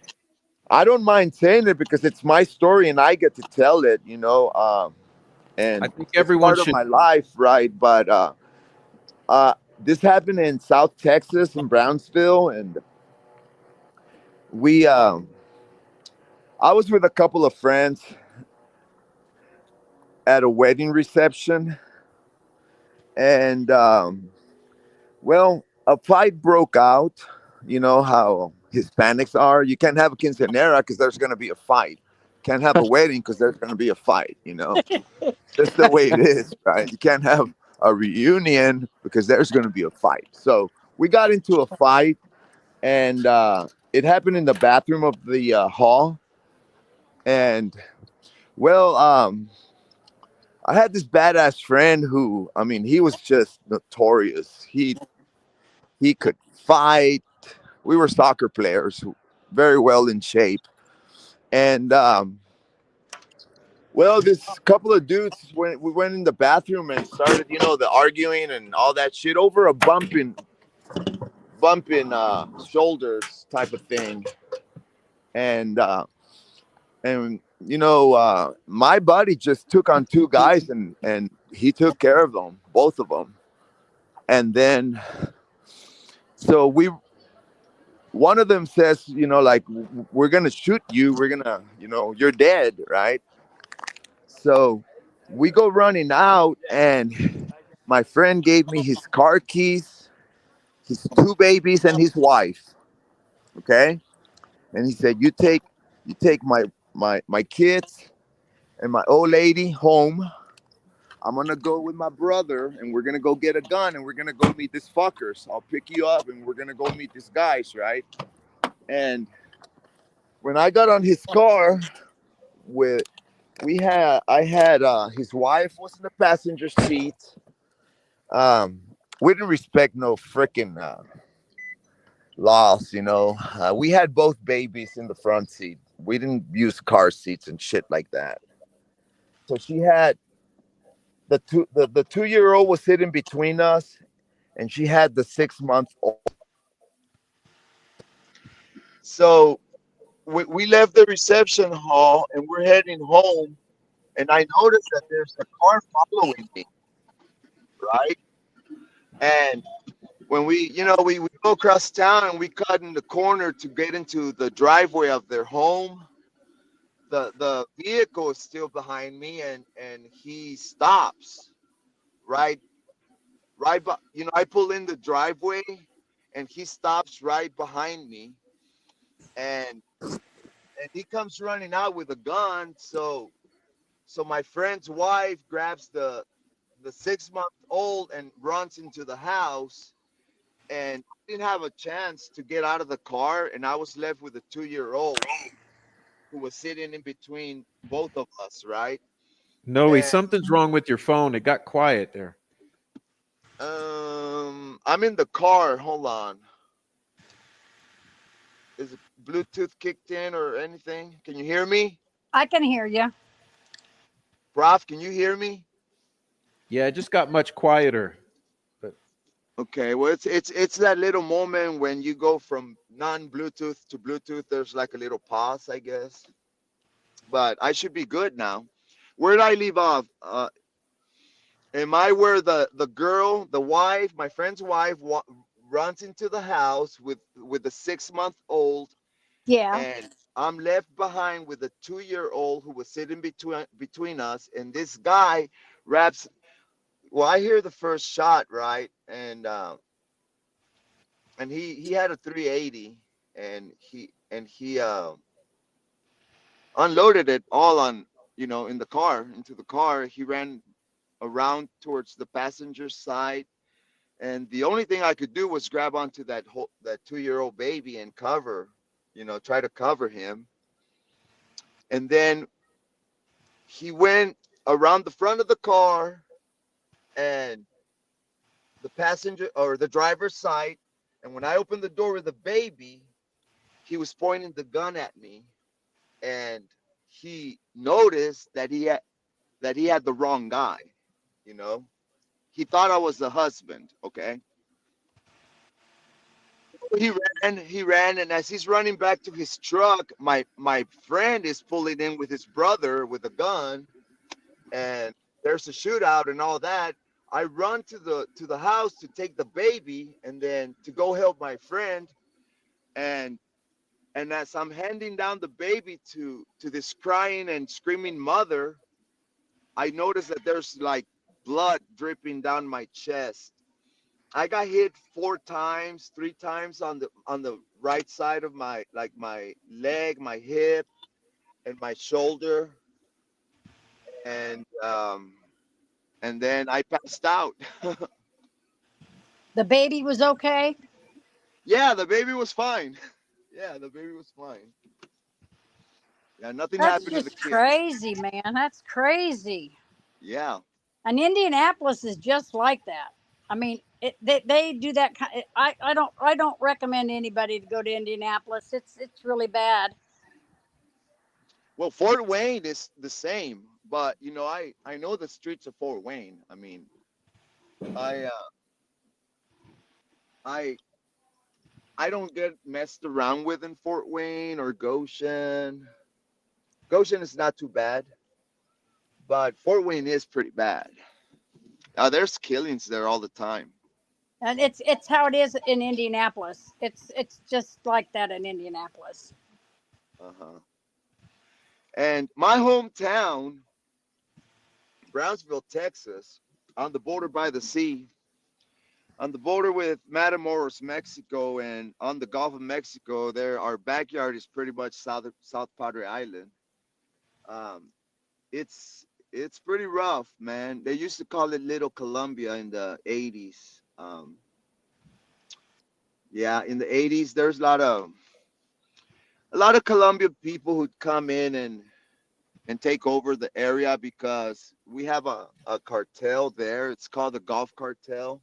It was led by Juan Garcia Abrego, who's doing time with El Chapo over there. I think he's in your state, Prof. I think that's where they have that max prison. Yeah, over Federal. by Canyon City. Yes, sir. They got Ter- uh, Terry Nichols is there. Bunch of them. But anyway, yeah, the Colombians came in. I'm wanting to say it was the Medellin cartel who's uh, joined the Gulf cartel, and they were crazy, man. They called us Little Colombia. Dude, I've seen so many friends die. Um, Actually, one of my good friends who played soccer with me, he was assassinated by one of these cartel leaders over $40,000, and the guy who killed him. Oh, if I describe his death, you guys would shit. Um, but the guy who murdered him, he kidnapped him, took him across the border, um, put him in the trunk of his car, took him across the border, tortured him, uh, and then burned his body, and then dumped him in the ditch in Matamoros, Mexico. And when he got caught, they gave him the death sentence. It was and it became uh, a federal uh, Offense. offense because he took him across the border. He kidnapped him and took him across the international border. And that guy, Juan Raul Garza, was executed here in the state of Indiana in 2001, a week apart from Timothy McVeigh. Wow. That is from my hometown. I knew him. I mean, I know I know his daughter had classes with me in high school. That's Uh, crazy. So it's like those pictures that were leaked of Abby and Libby. It's nothing compared to what I've seen, man. Nothing. I've seen a fucking 11-year-old open up a dude's chest and rip his heart out with his bare hands in in the state of Guerrero, Mexico. Can you imagine when you're standing in front of all these motherfuckers with machine guns and you witness that? Can you imagine what it fucking does to you? It would make me crazy. I was scared as fuck, but I was with people who I was associated with at the time. This is in the 90s. Uh, And the message was this guy was heartless. That's why they tore his heart out, to show his family that he was heartless. Well, see, that's what I was meaning about these crime scene photos is when I look at them, it's pretty clear to me like this is some kind of obvious message to Well, someone. the throat, I the think it's a throat, message to the parents, is what I think it's a message to. Well, you would assume, yeah, the Yeah. family, the the, father, the, yeah. the throat, anything that has to do with the throat, you know, and I'm talking about a cut, a slice. It has to do with you want to keep someone from talking, Yep. You want to shut them up. Yeah. and even if it's not, the person who you are targeting, it could be a family member. I mean, cartels usually don't do family members. They will. I'm gonna give you a simple example. How many of you guys remember the movie Scarface I with seen it. with Al Pacino? Mm-hmm. All right, there's a scene in that movie when Al Pacino, who was Tony Montana, he gets hired to assassinate a politician because this politician is going to rat a bunch of drug dealers. Okay, so they want to kill him so that he won't rat on these people, right? And what they do is they hire Al Pacino, which is Tony Montana, to put a bomb on his vehicle and then execute it, right? Kill him. But when Al Pacino's behind the vehicle of this politician, he hesitates and he doesn't follow through because through the back window he can see that there's two children playing in the back seat. Do you guys remember that scene? Yeah, I do. I do. And then what happens? Al Pacino, they put a hit on Al Pacino because he didn't follow through. You see, so as far as I know, cartels don't really want to focus on children. I mean, they will go after they will target the person who actually is talking or snitching or stealing. This could be these could be some drug dealers that the parents might have owed money, and they took it out on those girls when they saw those girls. I feel that, and then they wanted to make it look like that it's Odinism. I don't believe the Odin is. I don't believe the Odin people did this. I believe it was somebody that was trying to get a message to their parents. And didn't you say that the one girl that Libby was laying like the hangman on the tarot card? Now Yes. what was No, and no, what, the other way around. The magician. Okay, Libby was like the magician, okay? and Abby was like the hangman. I read tarot cards, and I'm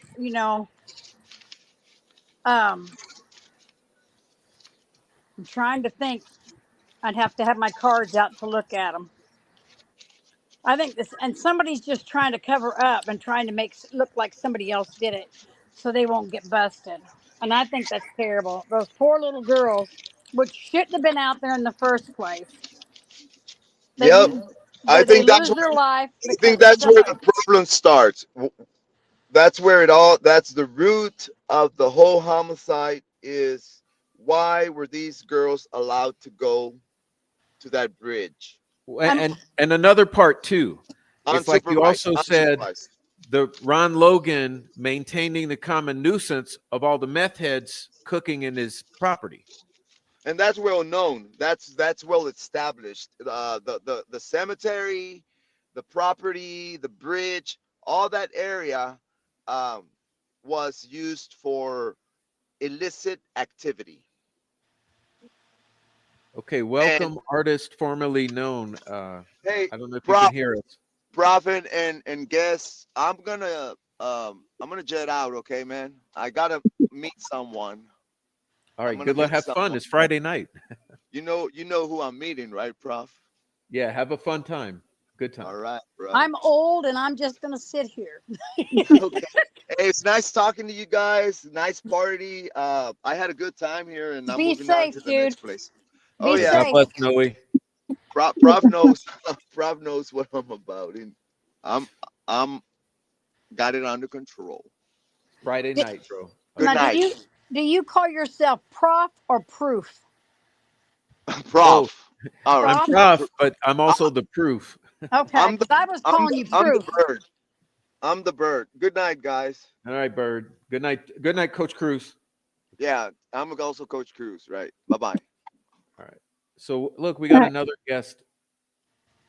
Hi, Prof. Hi, I hear you loud and clear now. Awesome. Well, welcome. What? Hi, glad to be on the show for a second. I just wanted to add a couple things. I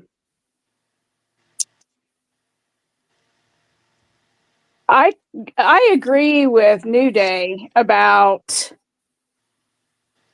the corruption within that community with the old money situation.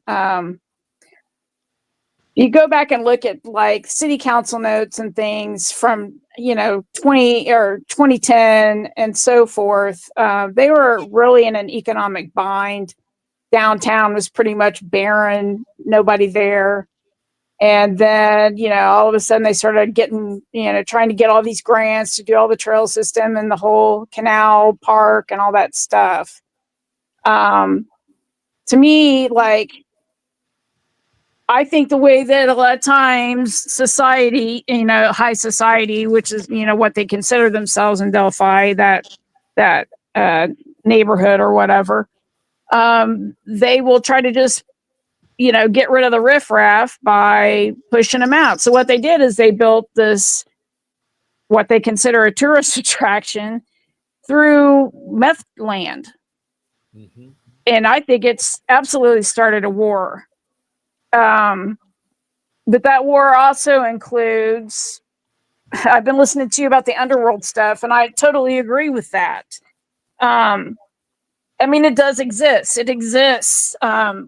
When we obtained the Indianapolis Colts, they were brought here in the middle of the night by the Hells Angels. That's who the Ursay sent to go get them, was the Hells Angels. So, what does that tell you?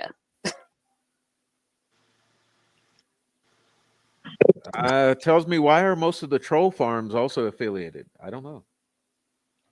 Well, they're affiliated because they're being paid, in my opinion, to do so. Mm-hmm. They're affiliated with these people who have affiliations.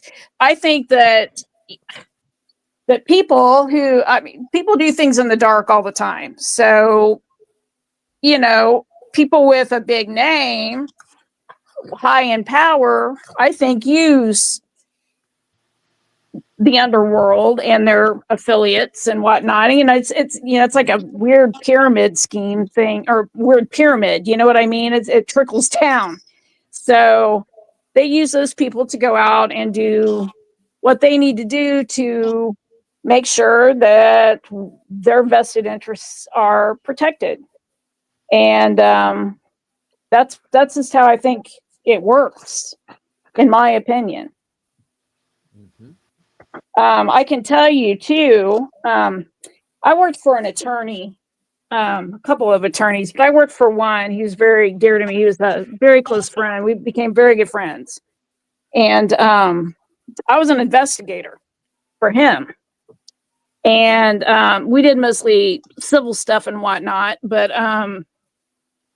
he ran for governor, I'm sorry, attorney general in Indiana in the 80s as a Democrat. And he almost won. I can tell you, he told me, I couldn't believe this when I heard it. Because at that time, I was in my 20s. I didn't think such things existed, or really, it sounded like a movie. But when that office came up again for election, he got people appearing at his house, telling him not to run, that they would, like threatening him.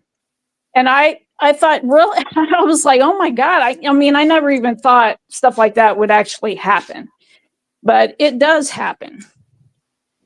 And I think, that just goes to show you, I mean, they are bold and they will do it.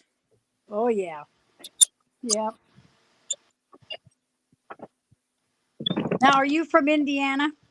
Yes, I am. Okay, where are you from? Well, I don't want to say exactly because I've been having arguments with Jinxie Poo lately. So, Oh, I got you. but I live about 70 miles. Lie. Okay, got you. About I 70 got miles away. I've been to Delphi several times. me and my sister was going to go up there, but I had a really bad feeling about going up there. Well, it is a little. It wasn't. I was there one day during the trial, like right towards the end, and it was very intimidating. I mean, lots of cops standing around, eyeballing. Everybody's eyeballing each other, stuff like that.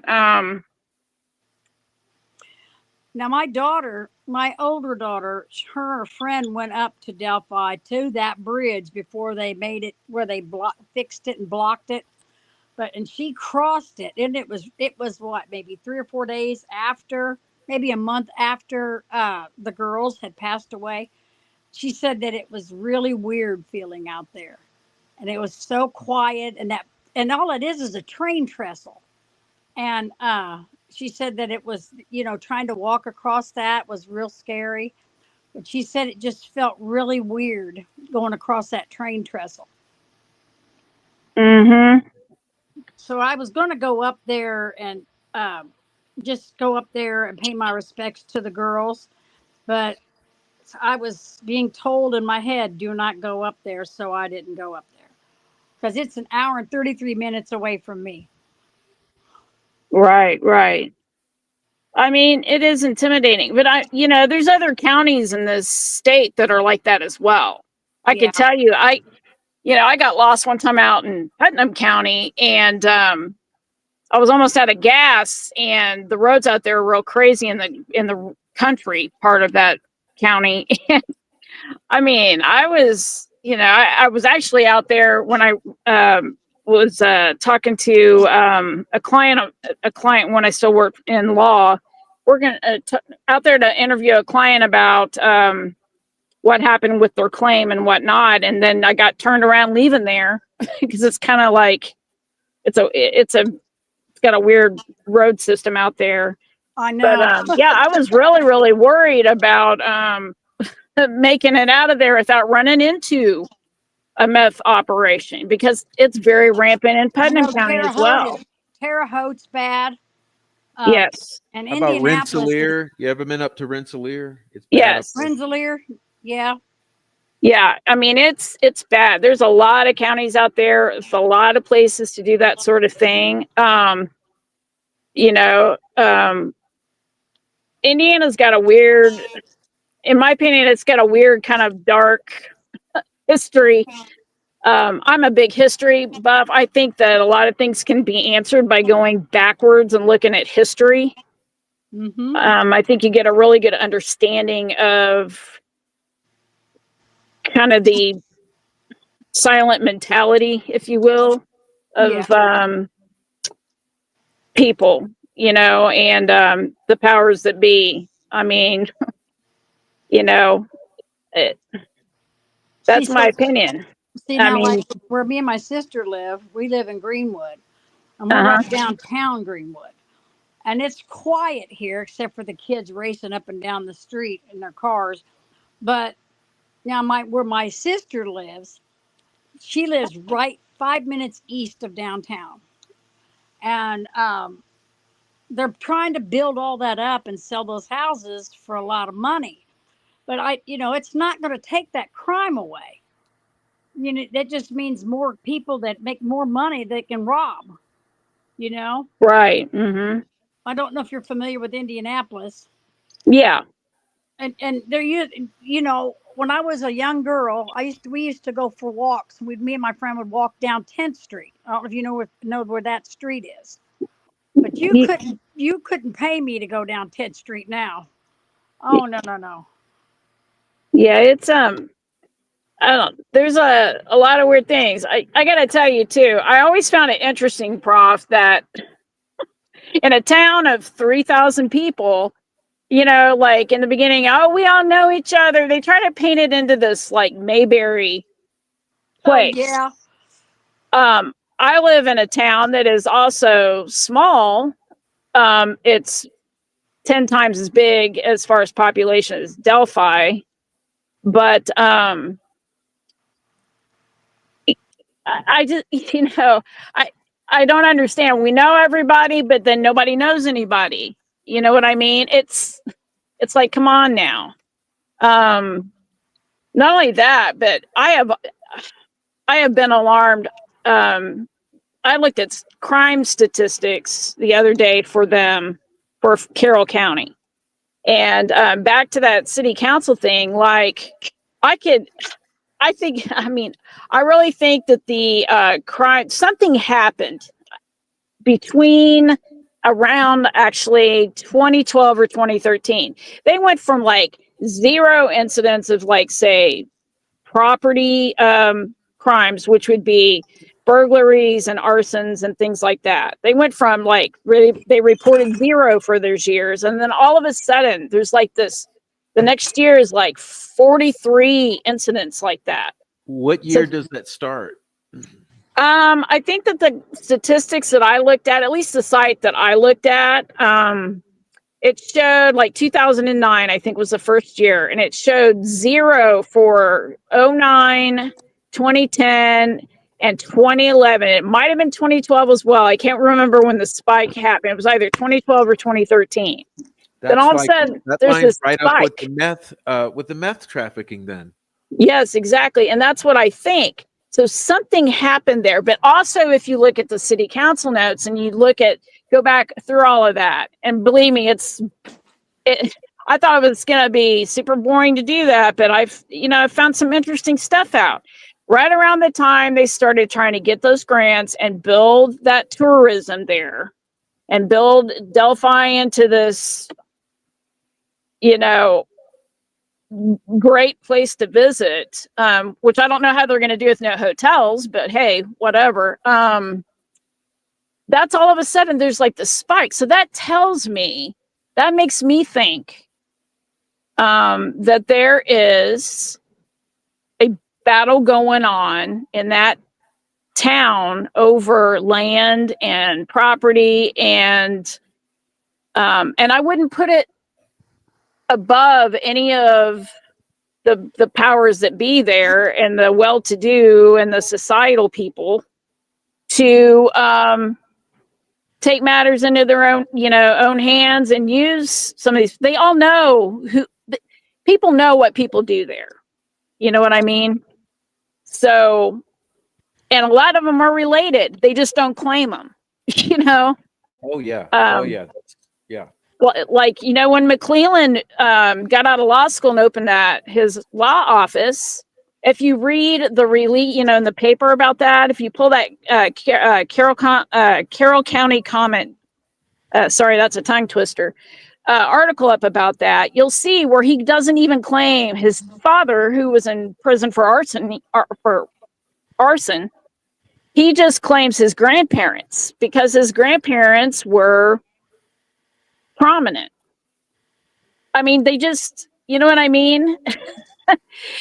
They distance themselves from that underbelly. But I've wondered too, why made his dad go start that fire? I mean, I'm looking into the guy who owned the property where I want to do that because I want to know, what is the motivation there? I mean, really, it seems like underhanded land grabbing. I don't know. It's bizarre. I can tell you in the county I live at, as far as I know, we don't. I mean, we have some stuff. I mean, there's stuff, but nothing like this. This is insanity. I mean, it's like a whole county. I don't even understand what's going on with these people, except I just feel like there is a very big, and I agree with you, Prof. It spirals out very wide, and very high up. That's what I think. I'm going to jump down, but Prof, thank you for bringing me up and letting me come up and talk. Oh, thank you, Kim. I will be back later, but thank you guys for letting me come on up. All right. See you later. Yeah. All right. Nice talking with you. Nice talking to you. All right, boy. I should have made a coffee. I'm feeling a little. Normally, I have a coffee before a show, but I gotta tell you, I remember when this case happened. I remember the day that I came. My daughter was younger then. She was at my parents' house after school, and I go to pick her up. And my parents were watching the news, and I heard, that was like breaking news thing. And I said, what's going on? And my mom said, there's some girls missing, and a couple young girls missing in Delphi. And she's kind of telling me, and I'm listening to the news. And my first thought was, well, I remember asking my mom, well, how long had they been gone? Because the way they made it sound, the kind of response and the attention, it seemed like they'd been gone for, several days or something. And when I found out it was just like that afternoon, I was like, wow, okay. That's kind of crazy. And then when they showed the picture of the guy on the bridge, which is totally fake, and always looked bizarre and weird, I thought, well, they must be out there trying to meet somebody.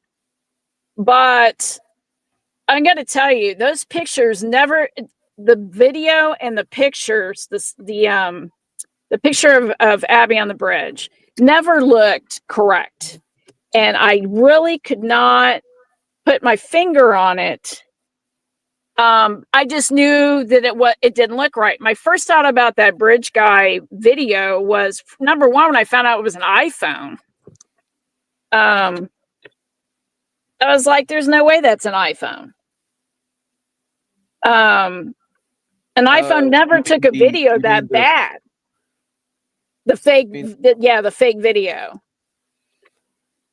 Yeah, I was like, there's no way an iPhone took that, because iPhone camera was way better than that. And I'm like, that's, was it like a broken phone? I mean, a half broken phone. I mean, what's going on? I just, it's all the mind tricks and stuff. It just drives me crazy. And quite frankly, it's insulting that they would try to do that to everyone, because it's obvious. It's like, when are you going to admit that you just are trying to blow smoke up everybody's butt? I mean, that's what they're doing. That's what they've done. But they're not going to do that because they have ulterior reasons not to. Well, we know now that there's been so much of that. And like we've known for years, we had several experts, legitimate experts from the beginning, say that something's wrong there. And it's been further proved with what's come about in the last 6 months. So I think the thing right now is the eyes of the world are on this case, and I've been saying that repeatedly, and I mean it, because now is the point at which more attention comes to this than has ever been, and that's a bad thing for those who would want to hide details about this whole circumstantial thing for 8 years. It's a lot of scrutiny, and it's only increasing. Yes, it is. And but they brought this on themselves. Especially the attempts to establish this wall of secrecy with the no cameras, etc. I think that was a really bad call. Yeah, it is. And I got to tell you what, here's the other thing I find ironic. Carroll County is named after, I forget the guy's first name, but he was a signer on the Declaration of Independence. Isn't that sad? They do all this and they base their county on a basically a forefather. I mean, that's crazy. And then you got a judge who advocates for, court reform and cameras in the court, and then and then turns around and pulls this stuff. I mean, I'm angry with the Supreme Court as well for not removing her from this case. And quite frankly, she needs to be under judicial review. She disregarded several statutes. And I'm sure that will be brought up when this eventually goes to an appeal, because we all know that they're not going, Judge Gull is not going to grant them a new trial. She's not going to do that. Yeah, no way. No. Yeah, I mean, hell would freeze over first. It's not going to happen, but it's a formality. So they have to do that first, and then yes, the appeals process will start. But I almost guarantee you that they've been preparing. Well, they have been preparing for the appeal because they've been putting everything on the record and getting it shot down. But they did. But I wouldn't be surprised if that appeal was about half written, if somebody was already on board to do that, because obviously if they didn't if he wasn't acquitted of these charges, I mean, obviously it was going to have to go to an appeal, and they've got a lot of stuff to put on in that appeal, because I mean, I'll be honest, I've never seen anything like this in my life. It's crazy.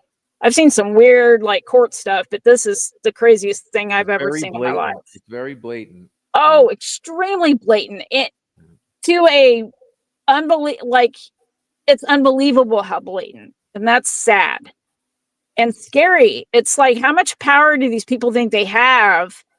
Like, we're not going to notice. I mean, it's crazy. It's nuts. It's criminal, in my opinion. Well, It's they very seem drunk criminal. with power. I mean, I agree that it's been so blatant, and it's just almost as if they're drunk on their own power. But like I said, the eyes coming onto this case are exponentially growing, and this is going to be a problem. But look, Michael has come in, and he's probably one who could actually give some insight into the legal aspects, which I Yes. openly admit always I know nothing, and I'm glad not to. I mean, yeah, in a way. Well, then I should get off now. Well, welcome in, Michael. Thanks for joining, and yeah, I don't know. Shoot, I have no faith in any of this system at this moment. This is my own bias at this point. I lost all faith. Well, short of a revolution, you have to use the system to beat the system. I don't. There's just no choice.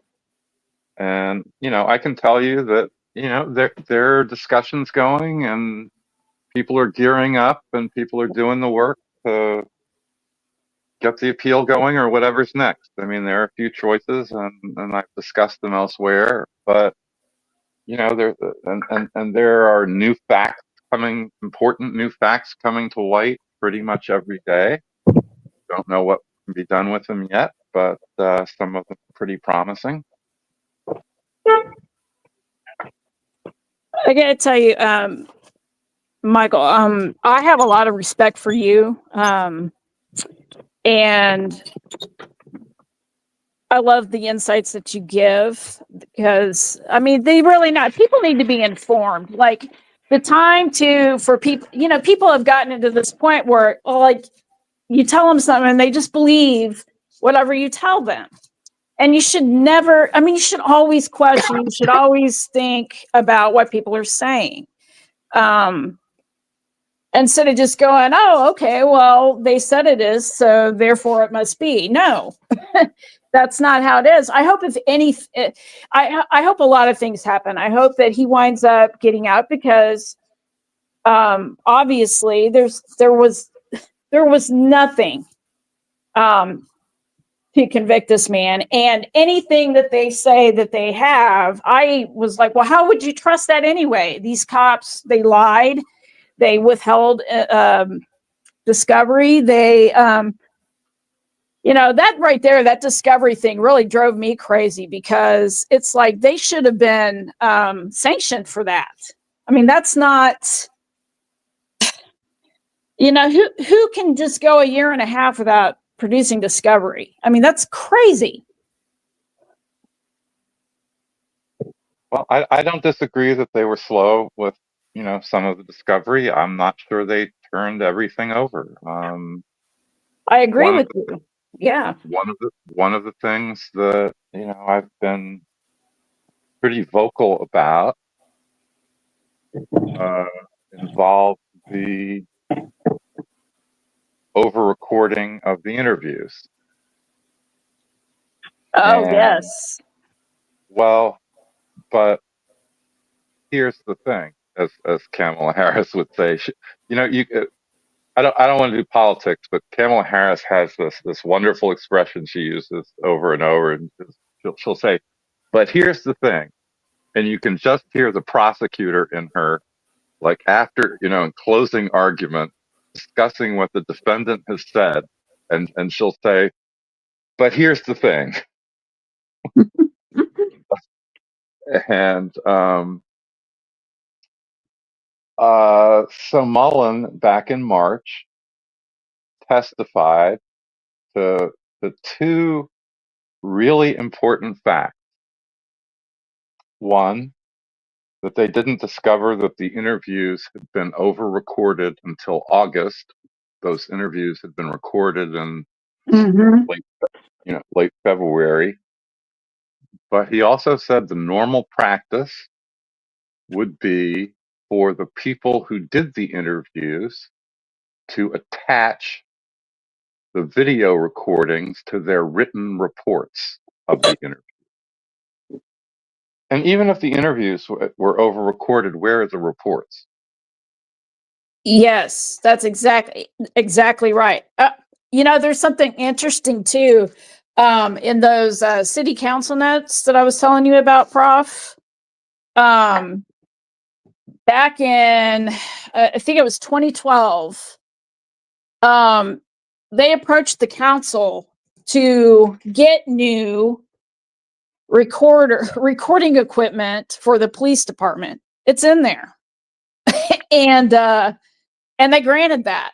So so at the time that these would have been done, that these recordings were recorded over, supposedly, they would have had like 5-year-old audio equipment to do that. So that blows my mind. And it's unacceptable. Like that case should have never proceeded without the proper evidence to do so. And if I don't know, I think a judge, in my opinion, if a judge finds stuff like that out, they shouldn't allow the case to go forward, right? Am I right, Michael? They should say no. I mean, No, the law is pretty clear. If stuff is just lost because of negligence, that's no reason to bar a trial.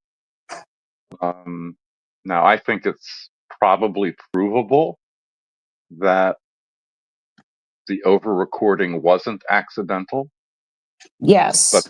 but and I'm not talking about people's lips moving. I'm talking about getting in touch with what was the hardware setup, getting in touch with the software company that Mullen kind of blamed it on. Mm-hmm. What was their backup system? So it would be basically a technical investigation to prove that basically it couldn't have happened accidentally. Yes. But I want to push back on something else you said, though, that there was no evidence against Rick Allen. I mean, there were 60 odd confessions. I think they only introduced 2 of them, and I thought it was pretty scandalous that Mm-hmm. they could talk about 61. If they want to introduce 2, then they can talk about 2. If they want to introduce 61, they can introduce 61. They don't get to say, well, here are 2 of 61 similar things. But I don't, without a transcript, I can't tell you what objections were made or weren't made. There wasn't a lot of time spent in the summaries. I didn't think as terrific and amazing as all 3 lawyers in there were. Mm-hmm. There wasn't a lot of time spent on the objections, or actually they accurately reported everything in the absence of reporting about objections. I mean, there was some, don't get me wrong. But it may mean there weren't objections, in which case, for an appeal, no objection, that's a problem. Yeah. But the other thing we don't know, either in white noise or in chambers, everybody might have agreed, here's what's coming, please show a continuing objection to it. We're not going to interrupt with objections because, they just don't want to take the time in court with the jury. Continuing objections can be dangerous, but again, without a transcript and without talking to the lawyers, which I have not done, you just don't know. So, what issues are available for an appeal will depend on what objections were made and how they were made. But the thing I want to push back on you about a little bit is that to say that there was no evidence against Rick Allen. And, Bob Mott and I certainly from the beginning were really concerned about the confession. Yeah. Well, I would have Juries have a been really too. hard time ignoring confession. I would have been too. I mean, yes, I won't say that there was no evidence provided. Let me clarify. You did say that. Well. No, to me, no. How can you trust with all the stuff that went on, with all the stuff with the judge, with all that other stuff? I'm sorry, but I wouldn't have believed anything that they presented to me. Like I don't believe that bullet wasn't, planted in an attempt to frame him. I feel like that. I mean, there's no chain of custody on that bullet. I don't, the confessions. Yes, there were confessions, but how much was planted in his head by Dr. Walla? Well, and that's right. But, my understanding, again, it's incomplete because I haven't seen the transcripts. It's entirely from the just amazing accounts Mm-hmm. the three lawyers gave us every night. My understanding about so certainly one of the psychologists talked about it might have been the last guy, Gracian, who was talking about or it might have been the woman who went before him who talked about false memories from psychosis. Mm-hmm. And yeah, it could have been that, but I didn't, at least in the description of the closing arguments, I didn't hear that being pushed. I think it was pretty much all that he was psychotic. And I think the problem with that is that the two confessions that were played, as far as I know, the one to Rick's mother and the one to Kathy, sounded pretty lucid. Now I know people have said that somebody in the background is saying, or he's saying, okay, as if he's doing a performance and asking if his performance was all right. I don't know. I wasn't there. I didn't hear it. Right. But you can be psychotic or have periods of psychosis and then be relatively lucid. And it sounds like that these two confessions they played, he was pretty lucid. Right. And yeah, you cannot believe the bullet stuff, and you cannot believe the white van, and he does kind of look like, I'm not saying he is Bridge Guy, but there is Bridge Guy, and somebody could reasonably say he kind of looked like Bridge Guy. And so and you can believe the Doolin, report that he was there from 1:30 to 3:30, or whatever it is that the Doolin thing said.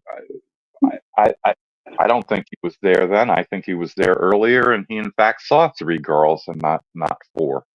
Right. That's what he said. That's what he said. But what I'm saying, I mean, you have to realize in Indiana there's an insanity case. So it's a murder case. I'd have to go look it up, and I don't know the name of it. I mentioned this. I've mentioned this earlier, I think, and somewhere else, where the guy claimed he was insane at the time of the murder. That is to say, he was so out of his mind he couldn't tell right from wrong. That's the standard for insanity. There were three experts, one for the defense, one for the prosecution, and in Indiana, the court can appoint its own expert on the subject. All three experts said the guy was absolutely insane at the time of the murder. And the jury convicted him. And the Indiana Supreme Court said, yeah, jury's free to disregard the expert testimony and come to its own conclusions. But the jury, you know, the jury is, look, I'm making the best case for the state and explaining the jury thing. I don't think Rick Allen's guilty for a minute, but I don't think it's, I, I don't think it's fair to say that there was no evidence. I think that there was some evidence, and the confessions are not called the queen of evidence for no reason. Right. And the problem is that there's an awful lot of counter evidence, and at a certain point, a jury can throw up its hands and say, yeah, we don't know what else happened, but he did it. Right. I I was like a lot of people when I was, learned that they had arrested someone. I was like, yay, thank God they finally got, who is it? And I was like, wow, I haven't heard that name. And but it didn't take me very long because of all of the shenanigans. And that to me, I mean, when you've got police not testing hair and you've got, all this other stuff going on. I mean, if I were a juror, when I heard that hair had not been tested and it belonged to a family member, that right there is enough for me to go, wait a minute. You know what I mean? I'm not blaming the jury because God only knows, God only knows what they knew before they got in there. If, hopefully not much. And nothing funny happened. You know what I mean? But that would have been enough. Well, that should have been enough, because that well, right there, that's negligible. Why would you not do that? Well, I said in a tweet, look, the case the state put on, I mean, I actually do blame the jury because at least on the theory the state put on that Rick Allen did this alone. Oh yeah. It's preposterous. Oh the yes. the much easier case for the state, for McClelland and law enforcement, would have been to let in all the third party evidence and to say, yeah, he's bridge guy. His bullet was there. We don't know what he did, but he was there with all these other people, and it's felony murder. The end. Yeah, I mean, Well, yeah. the question is,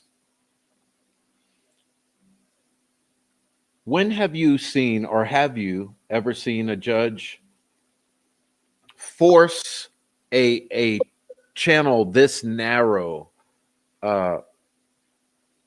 against? The rulings were preposterous. That's preposterous. The third party guilt. I mean, I put it up in a tweet. The Indiana Supreme Court said confessions are direct evidence of guilt. I mean, exactly that. Confessions are direct evidence of guilt. I mean, that's all the nexus you need. Just look at it this way. They can use Rick Allen. 61 confessions are a lot less convincing than a couple or three. Especially when you have someone who's been demonstrably literally driven crazy. Yeah. I think you're that must be Michael's microphone is a little glitchy, in and out. Is it? I think so. I think it's yours. Well, yeah, I mean, it's like not only it, I mean, it's just by, when I was first looking into the proper judicial framework, or I forget what the I don't know what the norms were called, but I continuously came around to this clause of the appearance of bias. You know, that the judge should attempt at all times uh, to keep from giving the appearance of bias and this sort of thing. Um, and I just Well, that's why I constantly say how lazy, brazen or bold it seems to be to me that it's just repeatedly to narrow in this case for Allen where he can't present any sort of defense and wouldn't even hear the Frank's not one of the Frank's motions. Um, well, here's my take on it, and that is that the usual rule is that you can't argue judicial bias from rulings alone. But that said, this is one of the rare cases where I think you may be able, and the anchor for that, and when I say the anchor, I only mean that it's a big thing, but then you can add up a whole bunch of other things, is when after she had removed Brad and Andy and had appointed Libredo and Scremen, she said in an order, if you adopt the Franks memo, I will give you a hearing. mhm. And then when Brad and Andy came back, denied without a hearing. Yeah, And, yeah. and that's just a start. I mean, I think that it was literally, the contempt hearing was literally illegal. She was aware of it. I filed something. And by the way, the thing I filed that caused such a stir briefly turned me, as a student of mine said, into a Twitter mini celebrity, which I thought was hilarious. Uh, um, is nothing that isn't on state court administration. So state court administration, works with the judges, judicial conferences, education, and judges have questions, they can call up state court administration, but they have a bench card for contempt. And there was nothing I said in the thing I filed asking that y'all summarily deny Nick McClelland's request to find lawyers in contempt that wasn't on the state court bench card. That hearing should never have happened. And there are a lot of other sort of, biasy things to add on to, some during the trial, some pre-trial. I don't want to go into the whole parade of horribles. And, I don't know that the lawyers who do the direct appeal will include judicial bias. I would hope they would, but it's not my call yet, anyway. Well, would you do me a favor, because I repeatedly say how I'm no attorney, and I don't really have a desire to turn the rest of my life into a quest to understand the processes, but because I like to present sober-minded guidance here. Uh, where are things now that there's been a conviction, 4 counts? Where are we now, and what are the potential avenues, and what are options and what are not options? And can you lay out really briefly, like, where are we now and what happens, and what things can be decided upon as possible alternatives? Well, there are 2 major alternatives. So let me go through what would be the normal course of things. Thank Well, you. there are 3 alternatives. Normal course of things is Rick would be sentenced on the 20th of December. Everybody should just understand Rick's going to get 130 years, and if he's there at the sentencing, and even if he's not, some very ugly things are going to be said to him by all kinds of people, including the judge. So he's going to get 130 years, and then he has 30 days. Gull will ask him if he wants to appeal. He will say yes, and Gull will appoint appellate counsel for him.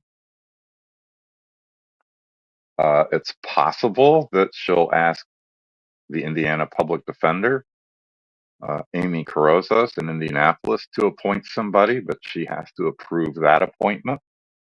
And then Rick has 30 days from the sentencing to file a notice of appeal.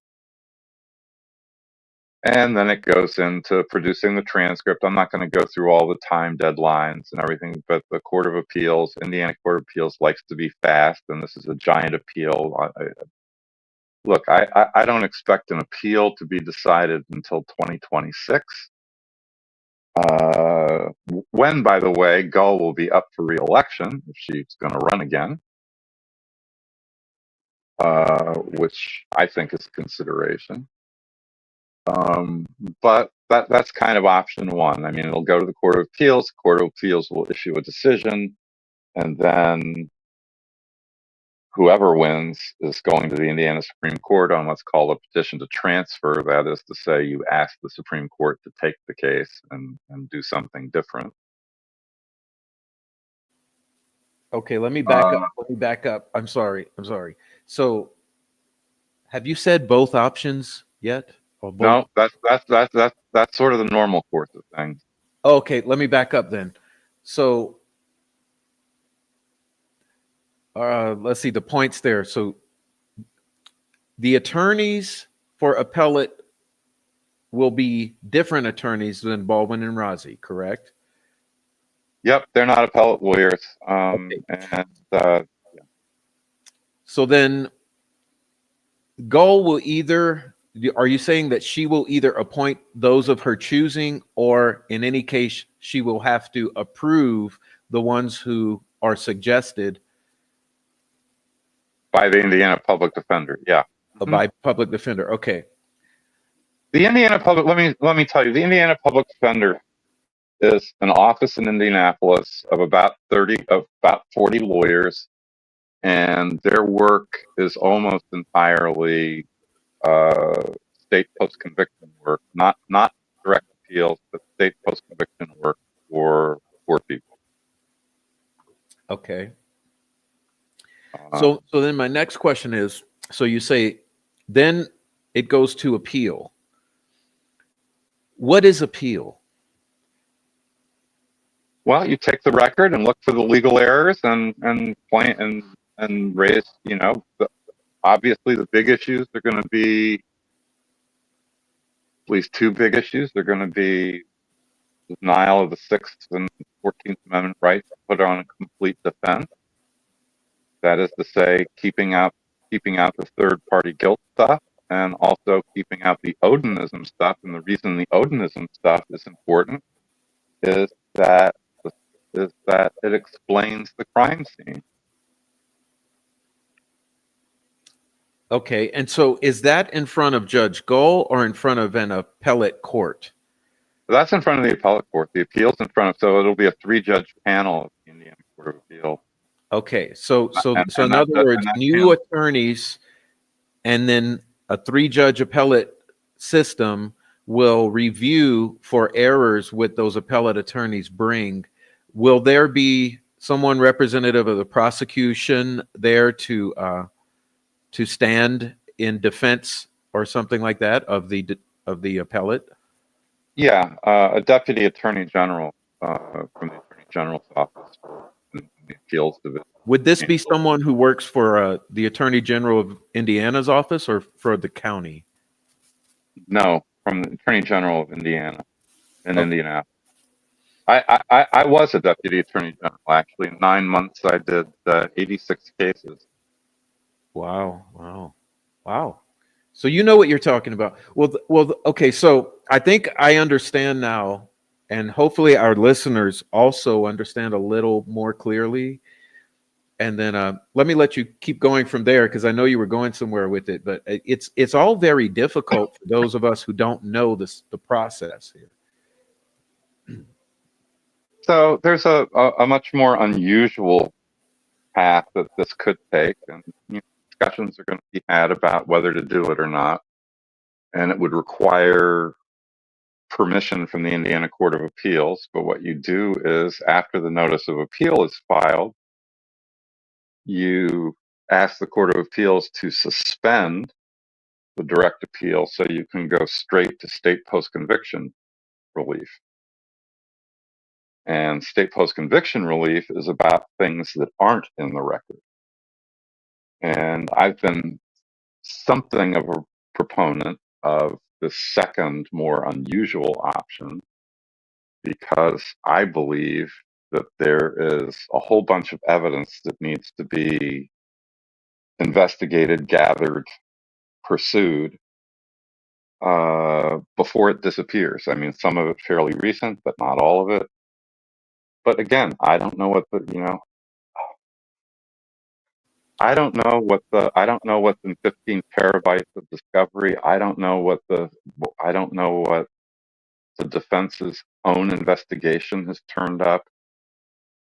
It's just, I'm offering procedural possibilities with reasons to pursue them, that the defense lawyers in consultation with Rick and Kathy are going to have to decide about. This is not me trying to take over, or it's you know, it's just a procedural possibility that has certain advantages. Because, by the way, when you go back, once you file a post-conviction petition, you've got subpoena and deposition power again. Right. So question here though.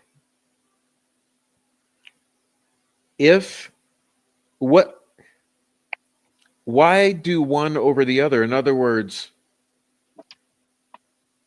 if you did this post-conviction relief, could you also not do an appeal afterwards if it's not a fruitful process? Or how does one eliminate the other from occurring?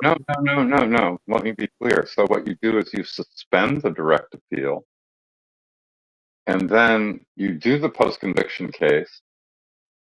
And if you have to, if you don't win the post-conviction case, then you bring up an appeal of the post-conviction, the denial of post-conviction relief, and all the issues you would have had in the direct appeal earlier. It all goes up. You don't give up then. So it all still goes up to the 3-panel. Yeah. All right. But my position about this has also been from the beginning, because of the way the investigation's gone. And I don't mean the defense investigation. I mean the state's investigation, law enforcement investigation. The defense, one way or another, at some point, is going to have to solve this case. And that's only going to happen in post-conviction. That's what I've been hoping for, but I'm somewhat of a dreamer. Okay, so a good point to reiterate then. So what you're saying is that in this post-conviction relief process, there are certain advantages in being able to bring about new facts to the case. So would you repeat that or expand on that? Yeah, I mean, you can investigate. I mean, there's a whole bunch of stuff that the defense didn't have time, came up this past August. I think there are things that the defense didn't have time to go into. I'm not going to talk about what I think is important, because again, what I think is important is kind of unimportant because I don't know what the defense has done. I mean, there are a couple of times where I've fed stuff into them, and they kind of say, "Yeah, we know all about that." There are a couple of times I've fed stuff in, they say, "Wow, I don't know." So, but the bottom line is in this process there. So you said you can do more depositions. Yeah, and you can subpoena things like phone records and. Okay, more subpoenas. How can you introduce evidence that you've produced that does not come from discovery. Is that a thing in this process? Yeah, I mean, that's what a post-conviction investigation is. You're looking for basically newly discovered evidence. Well, it seems absolutely pertinent, and like it would be, especially if it's not mutually exclusive, if you're not losing the right to appealing the previous trial. Well, I mean, that's true. On the other hand, it might take longer, and people are also worried about Rick's survival in prison, which I think is not a small consideration.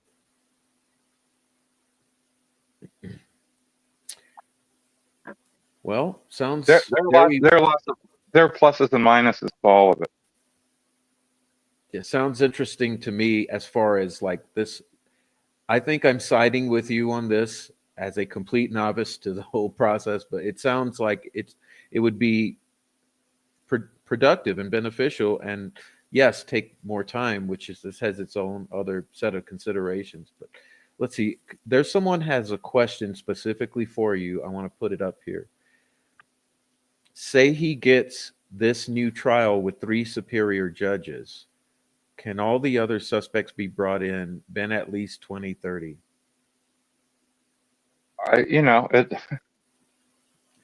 Yeah, I mean, if Rick's conviction is reversed because they should have been able to get the third party evidence in, yeah, pretty much in a retrial, you can guarantee that third party evidence is going to come in.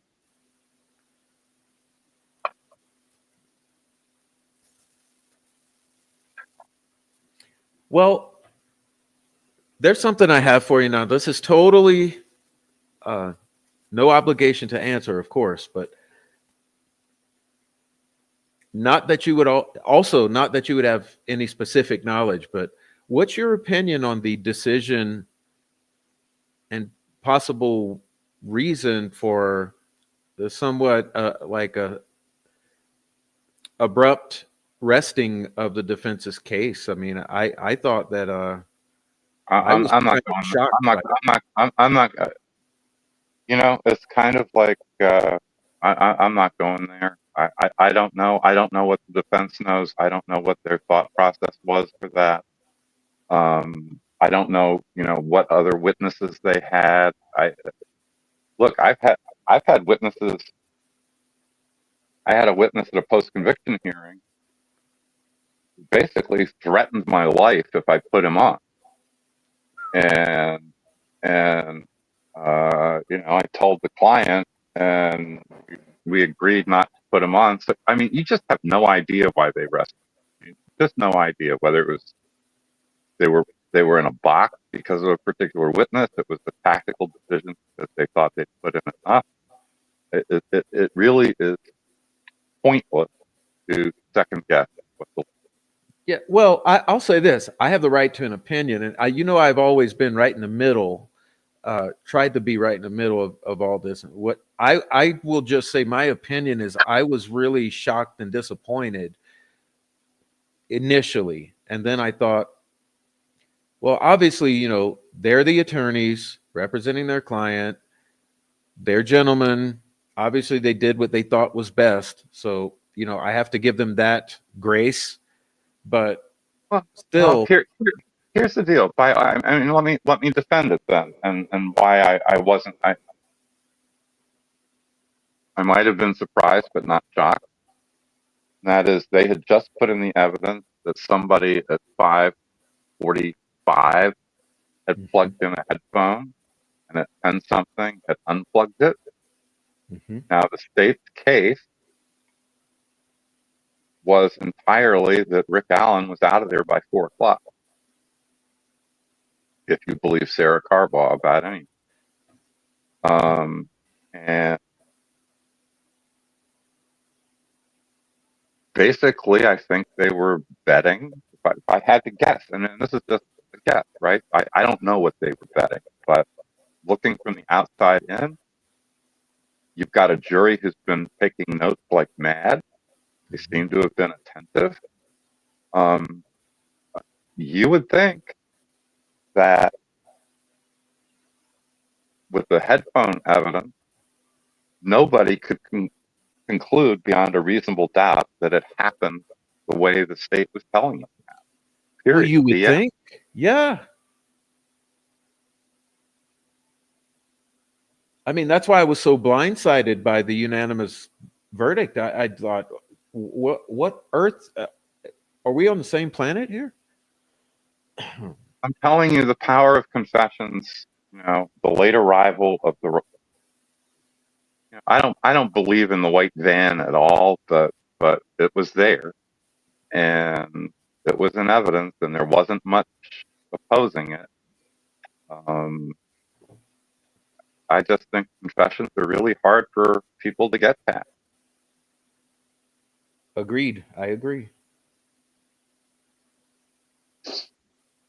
And there's a third, you know, we've talked about two reasons for these two lucid confessions that they put on. You know, two reasons were, well, we've talked about one reason that they might have been false. One was a false memory that was set up by the psychologist. But another reason could be Rick Allen at this point was willing, even if he was lucid, was willing to say anything to get out of there. Well, that's been my feeling all along, to be honest with you. So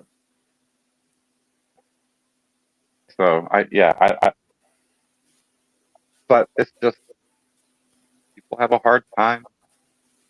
Look, I have a really old murder case from Gary, quintuple murder.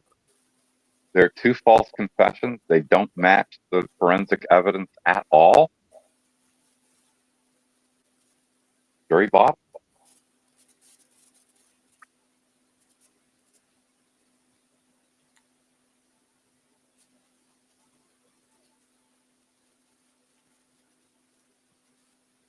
I'm interested, just as a fact matter. I don't know if you have it handy, Prof, but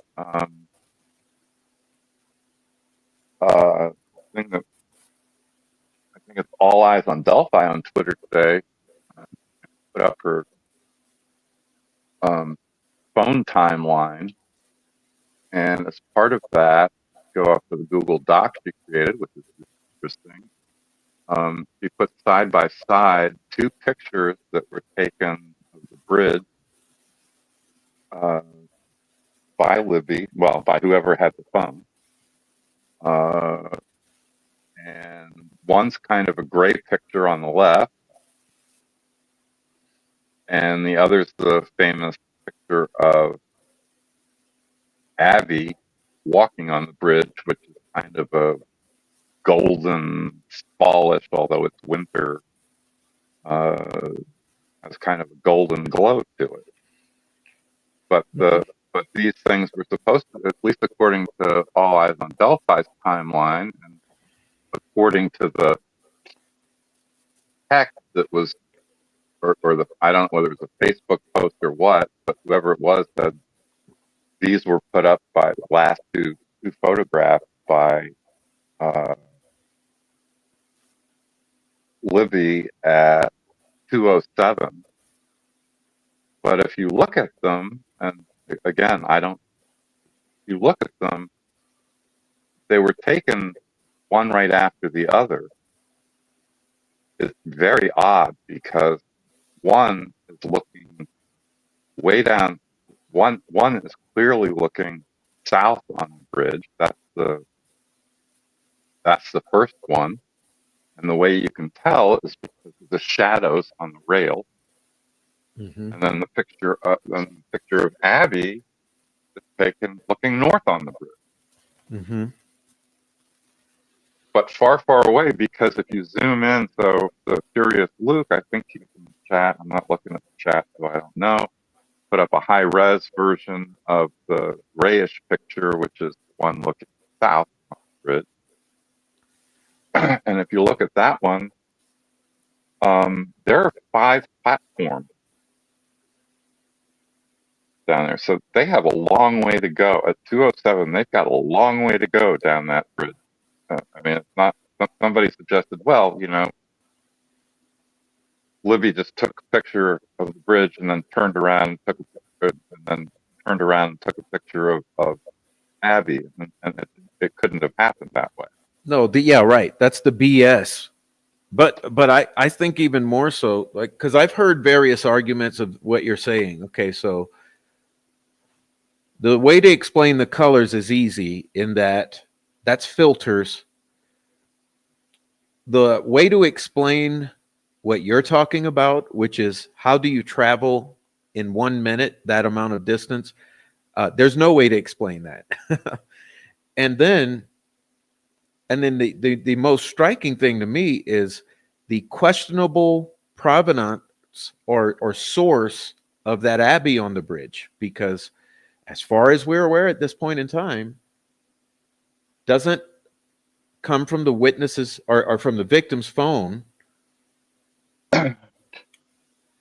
And the Snapchat timestamp is added after the fact once it's put onto social media. So that what you're doing basically is you're raising questions again about specifically that Abby Snapchat, because I could take the or I could give the benefit of the doubt and say, well, maybe the empty bridge did come from the phone because it was said to have been found on the victim's phone. It did come from Snapchat. So that's all lining up, but it puts the girls on the other side of the bridge, which is odd.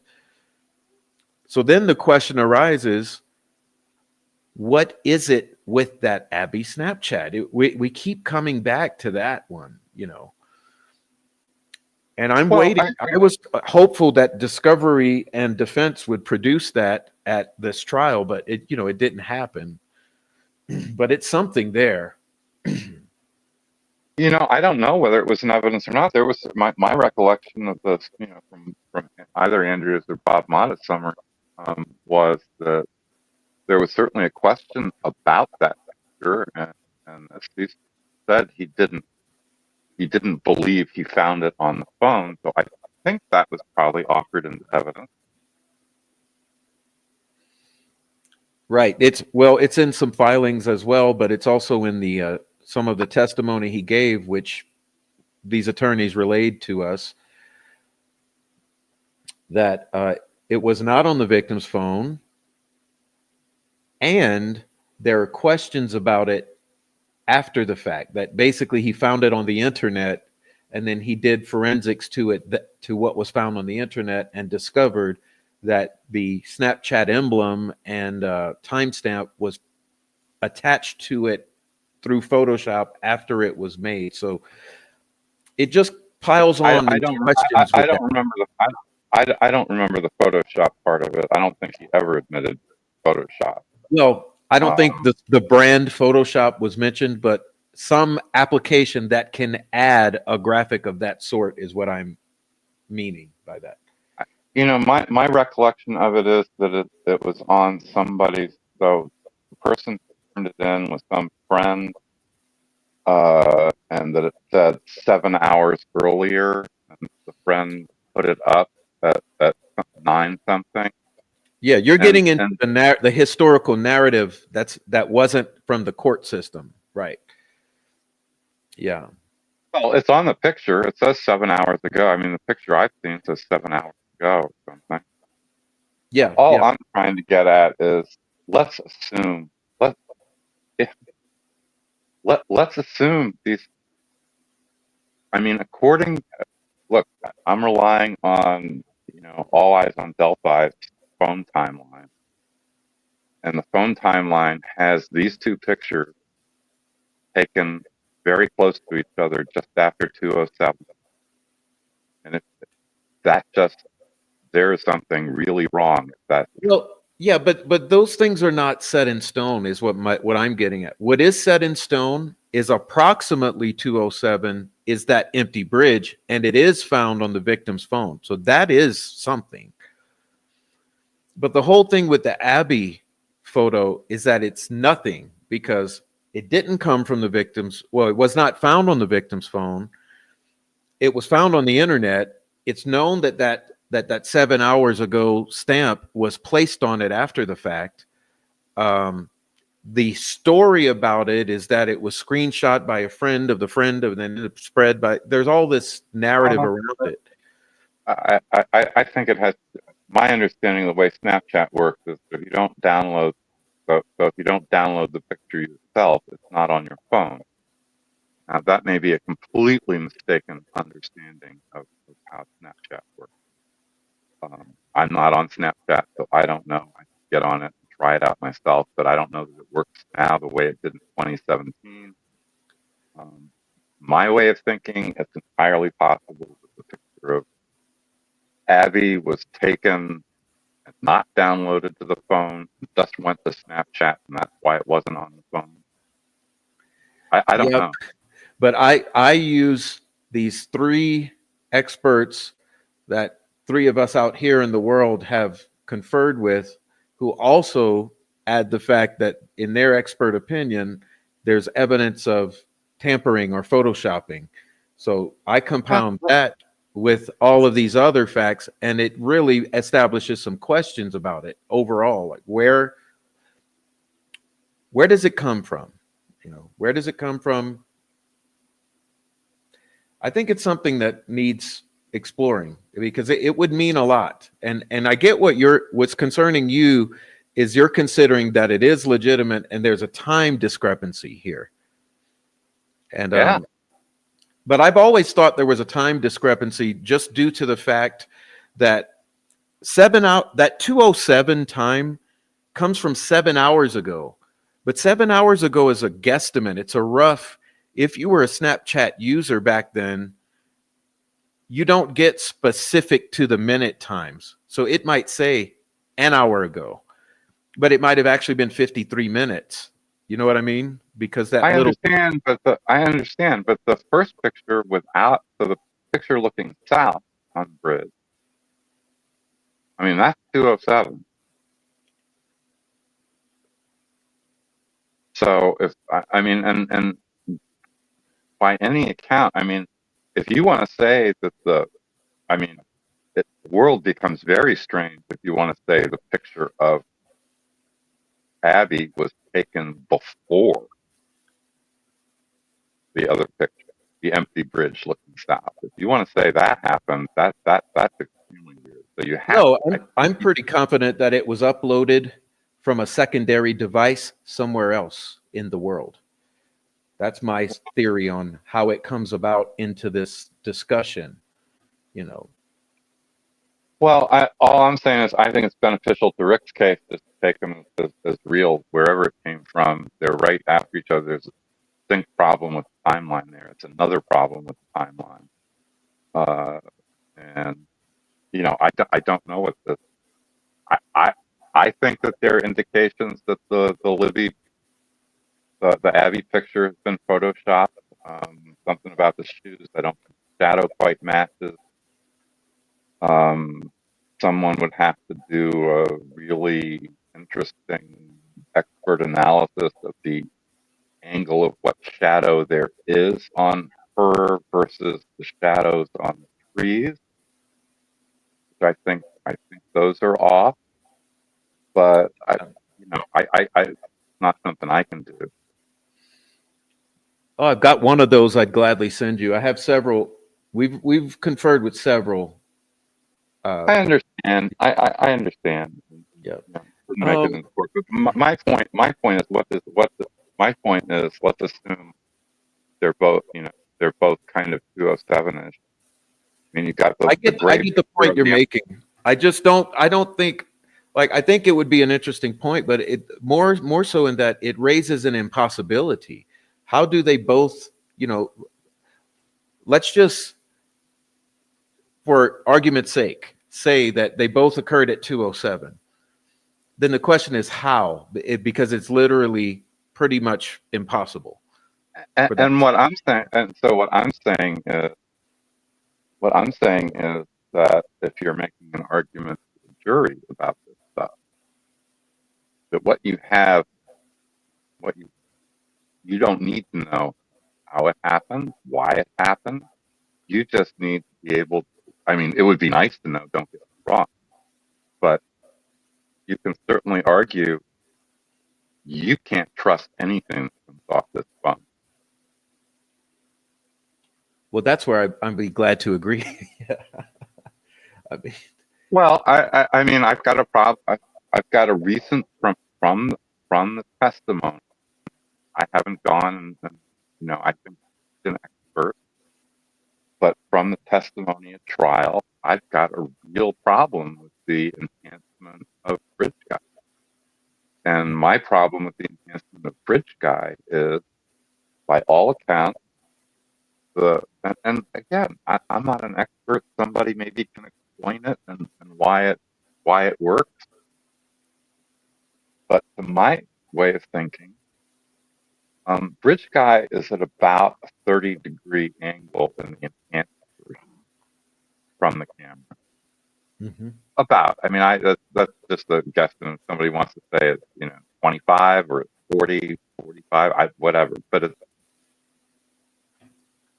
But by all accounts, Bridge Guy was in the original video. Bridge Guy was 20 or 30 yards down the bridge, really small. And I don't know how at that distance. I mean, it would be a very small angle to the camera, 5 degrees, maybe 10. How, even if you blow something up, you don't change the camera angle.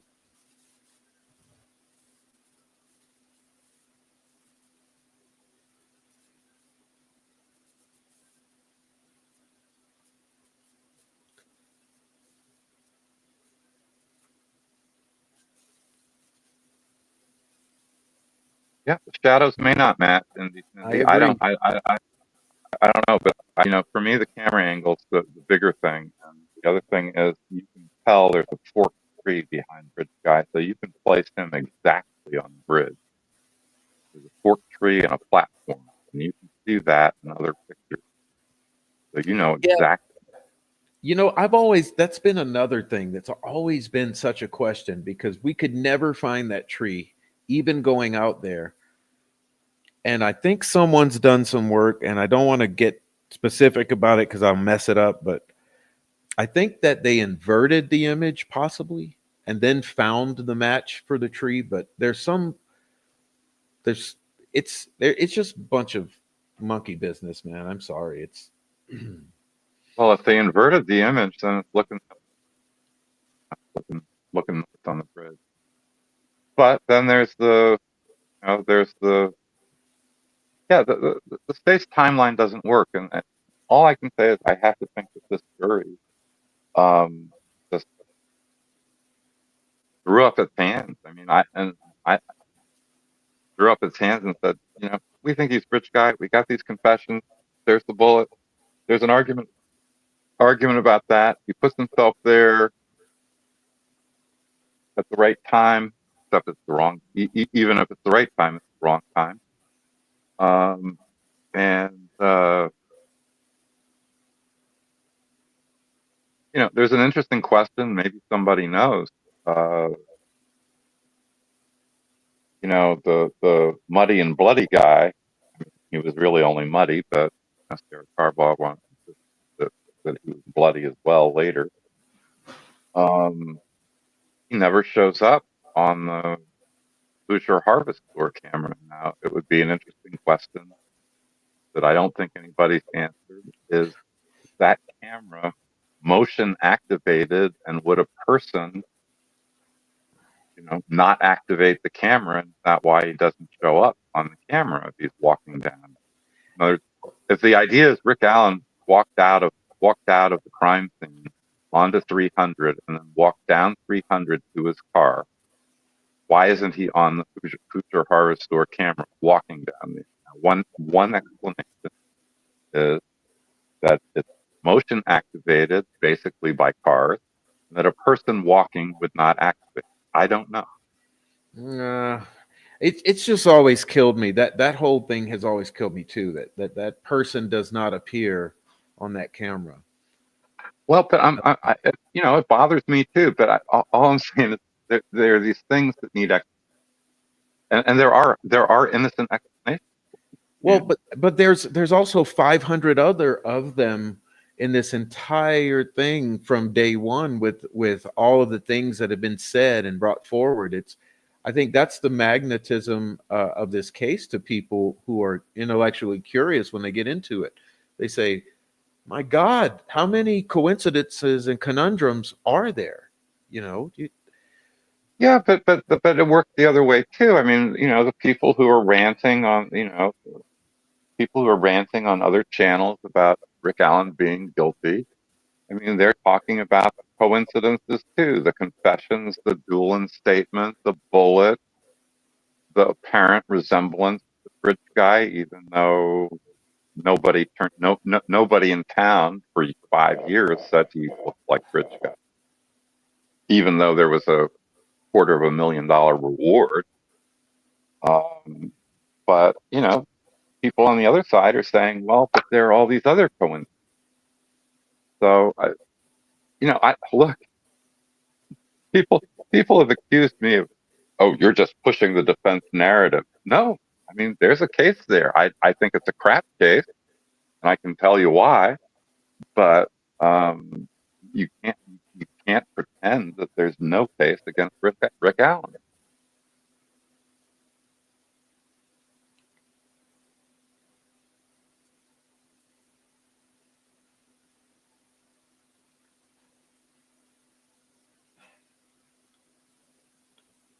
well, I think there's a case you could fabricate, or you could sort of cast as implicating him, but I think it's extremely not.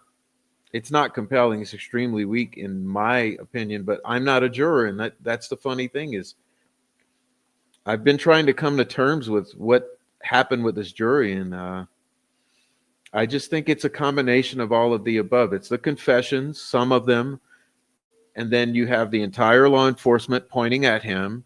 You have, I don't know, a whole community that's been told for years there's a bridge guy who killed 2 little girls in Delphi. And then you have the judge limiting the defense to this very narrow, this very narrow defense. So I think you put all that together, I guess I could see it, but it's wow. I just could not imagine. I'd love to be a fly on the wall in that deliberation room and understand how the few that would have been not convinced, how they agreed to it. It's just still, I'm a little bewildered. I absolutely agree. All I was saying was you were talking about all these coincidences and the coincidences. So the coincidences that don't line up, obviously, if the timeline doesn't show up on the Hoosier Harvest Store camera, the car that Betsy Blair saw doesn't resemble a Ford Escort in the least. The person she saw doesn't resemble Rick Allen in the least. I mean, yeah, I was only trying to give the devil his due on the other side about the other coincidence. Well, I get it, but I also, I would have to say that there's really, it's a very difficult comparison to take the 3 maybe that are not very compelling and stack them against the 8 years of narrative spinning, gaslighting, and slips of the tongue and contradictory thing. I think that's where the public outcry right now is very important, as far as having this certain amount of scrutiny and light cast on this whole thing that's going to give people pause, I think, on up the chain of command as we go, because look, I think that this is beyond just the courtroom. I really do. I think as much as the judges like to say that this courtroom is where it all is decided, I don't necessarily agree with it. I think that the whole atmosphere of society and the culture and the locale, it all has an air of influence on the courtroom. And so I think that's what we have, because this is a really compelling case to the general public. I remember when I first saw that bridge guy video, Michael, that was the thing for me. That was the hook. That bridge guy video.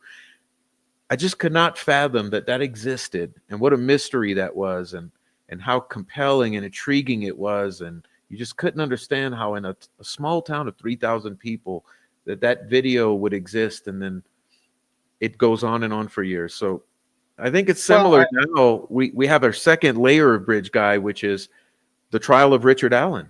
It's the next level of intrigue here.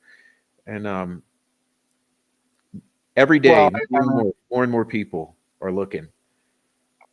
I mean, look, from 10,000, I said this in a tweet too, from 10,000 feet or 1 inch, this case against Rick Allen really doesn't make sense. I mean, the idea of the guy who's never been in trouble in his life, served honorably in the National Guard, a CVS manager who's been standing around and nobody has said he's a rich guy, goes to his mother's, goes home and gets a gun and 2 knives. This whole box cutter thing is hilarious. Goes home and gets 2 knives, and decides the first time in his life slaughter 2 girls. And people will say, well, BTK wasn't, he had stuff in his past too. It's just, the whole thing makes just 0 sense. I mean, it's just preposterous. And the thing that I think, other than sort of the total injustice, not just the way Rick was kept in prison and solitary and admin sag, followed around by cameras. I've never heard of that.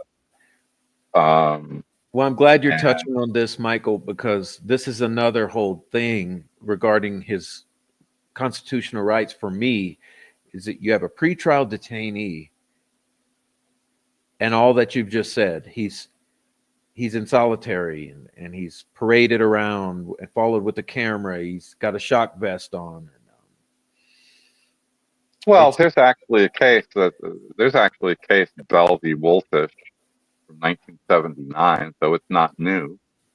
U.S. Supreme Court case that says that it is a violation of due process to keep a pretrial detainee in conditions that equate with punishment. Is that Indiana? No, it's the U.S. Supreme Court. Oh, I'm sorry, I didn't hear. Well, geez. So if that goes up to higher court, then it applies. Would I be wrong in assuming that precedent could be referenced or applied to that? Yeah, there's a little thing called the Supremacy Clause of the Constitution, and the U.S. Supreme Court has said that's federal law, so Indiana is bound by that. But again, the prison conditions are going to have to be subject to separate lawsuits. Hello, welcome to whoever is coming in. How are you? Hi, this is Gina. Hi, Gina. Welcome in. You're with Michael and Prof. Hey, guys. I just wanted to share something. It's a completely random thought, that how I imagined things may have gone down for the girls to actually be at the bridge, and the whole bridge guy video to actually come into happening. So I was a teenage girl at one time, so I can imagine that they were just looking at it as a kind of like a little adventure, oh, let's play spy, or somebody's going to be chasing us. So they filmed the whole video with the idea that they were going to kind of set it up as though they were going to be abducted. And they may have done this with other people who knew that they were going to be there, some friends that we all know, the large group of friends who may or may not be involved in this. And so some of those things that happened afterwards may have been purposeful, like the how far they moved from the bridge. They could have met the car on the private drive there. They could have put their phone in silent mode or turned it off and kind of did it as just like all that they were just playing around and it was going to be for fun. And I think that maybe they were going to hide for a while and then they were going to maybe even get involved in the search was going to go off. And everybody was just kind of play acting and role playing initially.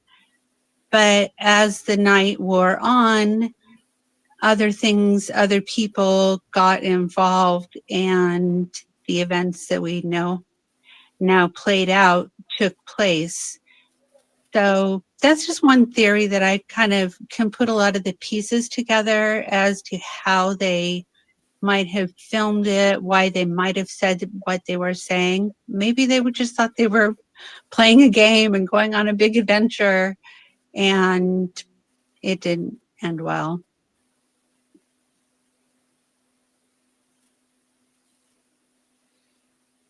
Yeah, I mean, it's just as likely as anything else. There's so many oddities, and I am definitely a believer in multiple perpetrators. You know, I've always been.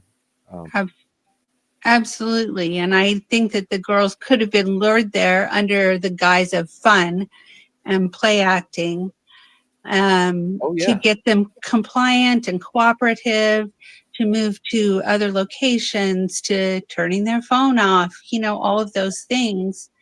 If they were involved in it as it, you know, just we're out playing and having fun, I could see that gives a scenario where all those things would have been possible, if that makes sense.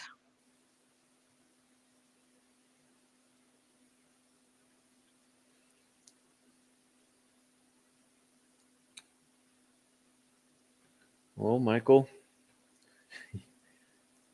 Yeah, I don't.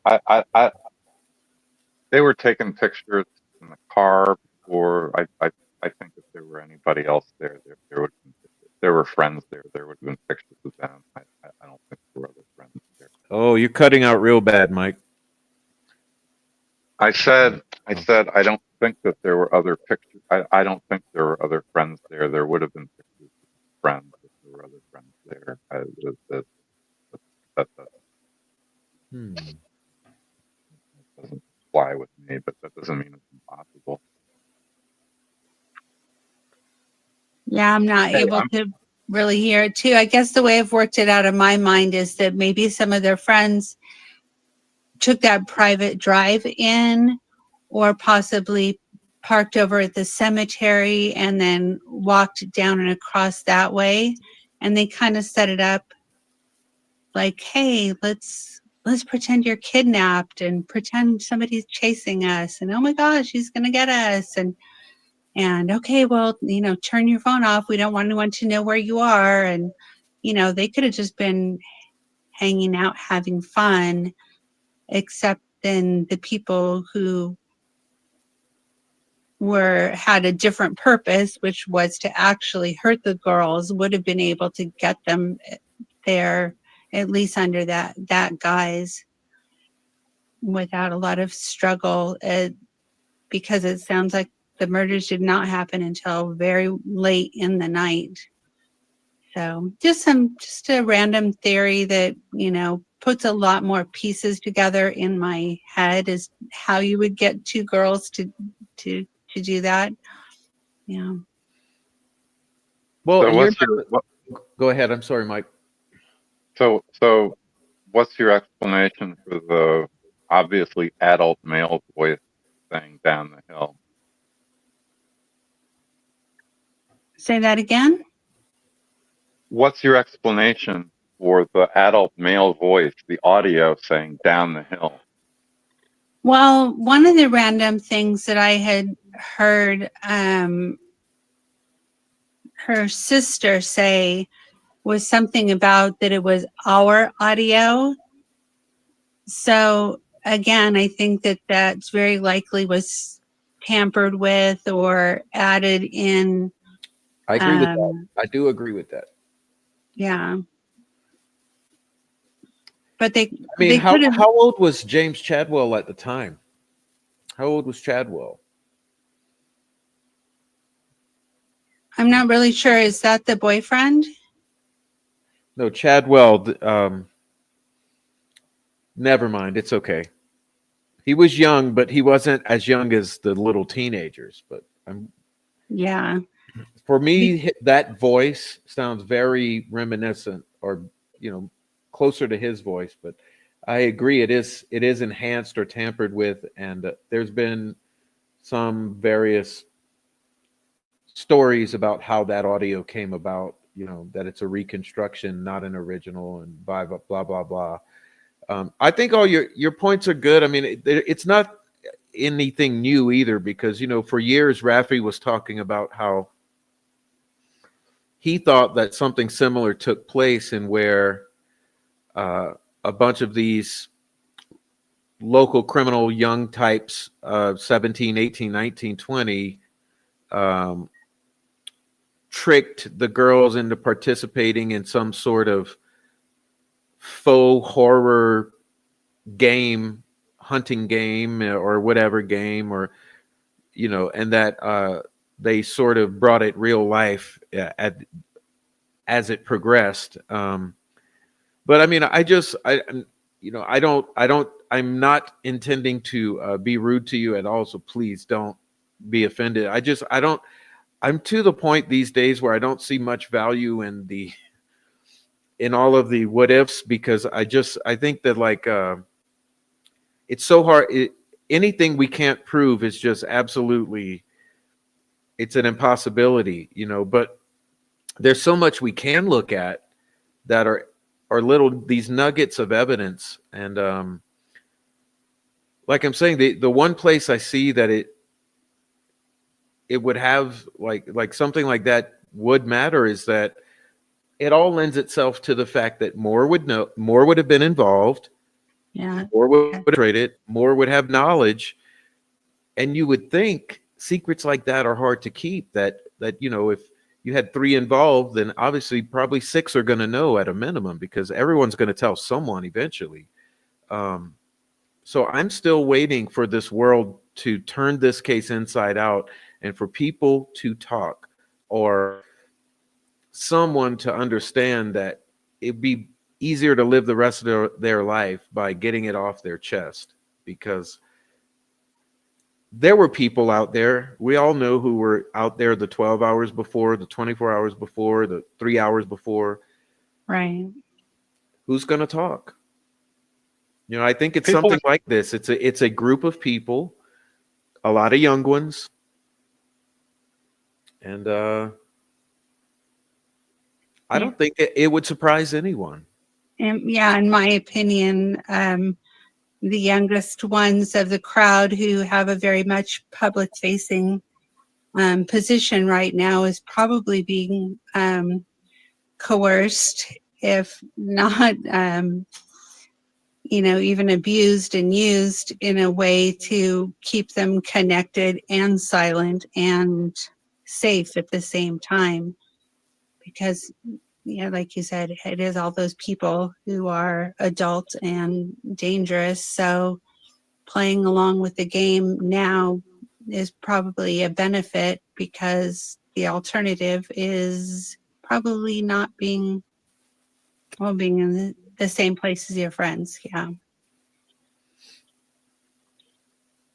Thanks for the opportunity, Prof. I think I'm gonna call it a night. Okay, thanks for coming in. And I honestly must tell you, I do understand more now about this process, because yeah, it's the difficult, but it's not it's not rocket science, but it's a lot to it. And I think I like the idea that you've presented. I think people are going to hear you. So thank you for bringing that to our attention, and thanks for coming and visiting. And everyone, I'm sure, has been glad to hear you. They'll say goodbye on the way out. I'll tell you what. I'm going to get off, but I'd like to leave you with a question. I think I asked it in your chat of yours the other night. And that is, how does your very interesting theory about the Wilson Bridge fit in with the Apple Health data? Well, it fits in that only that the phone is moving, and the phone is not proof of the girl holding the phone that is moving. So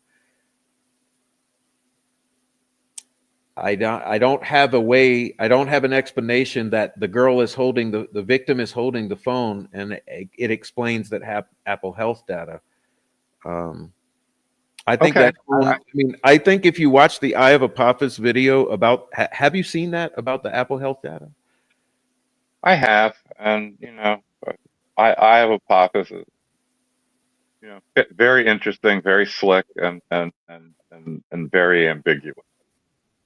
Ambiguous. Well, my is the right feeling is word. just the map that he laid out of that phone traveling that distance and then going down from the cemetery area down that hill to where it laid. I've already concluded that's actually what obviously the data tells me. So when I saw him put it in a map form, I thought that was nice, that I could just point people to that little mapping. I think that's pretty accurate, but that's my own interpretation of it. Now, the question is, who's holding the phone? I don't think it's the victims. By the way, I think I can put to rest. So, Michelle After Dark was saying, and it was a really interesting observation, if it were true, that Apple Health or whatever database in iPhone 6 only measures ascending steps. I think it's Apple Health. Yes. And in fact, there is another database that measures descending steps in the phone. So the whole ascending versus descending step thing, I think, is not a thing. You're cutting out real bad, so I kind of miss what you're saying. What's the bottom line there? That there is another database, not Apple Health, that measures descending steps as well as ascending steps. So that. Well, I'm Michelle, disregarding Michelle's take on it because I think that could have been specific to her phone at that particular location, whatever the case may be.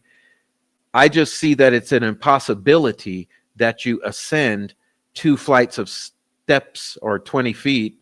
It's an impossibility that you ascend from ground level.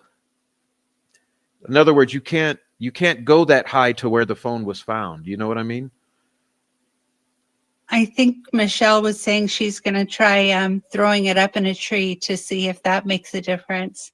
And someone has suggested I think it's irrelevant. I think that you look at where the phone lands on Ron Logan's property. Okay, the phone's there at 232. Okay, you cannot ascend 20 feet to that point because the creek doesn't lay 20 feet below that point. Right. So it has to be descent of 20 foot. So there's plenty of opportunities for that on a couple places on Ron's. So that's my opinion. Okay. But thanks, Michael. Okay, thank you. Always appreciate the opportunity. Bye, Mike. All right, thank you so much. Bye-bye. Everyone in chat, please tell Michael thank you. Oh my God. Hopefully that was educational for everyone because I know for myself it was. I had no clue about the options he was presenting and how it works, and that both options are actually available conjunct. And that's very interesting. I would say go for that, guys. Go for the conjunct. Like, let's do it. But something I wanted to say, I'm glad that he brought that up. because I wanted to say this. I was thinking about this last night, and I reminded myself, got to kind of bring this up on the show. So let me get into it, which is one of the commenters made an amazing point in the comment section a couple days ago, and he said people act like it's a fucking national forest out there, but it's not. Okay. Right. And by that I mean, I need you all to really realize, especially those of you who have never been there. Okay, here's what you have to understand. We're talking about two people's backyards.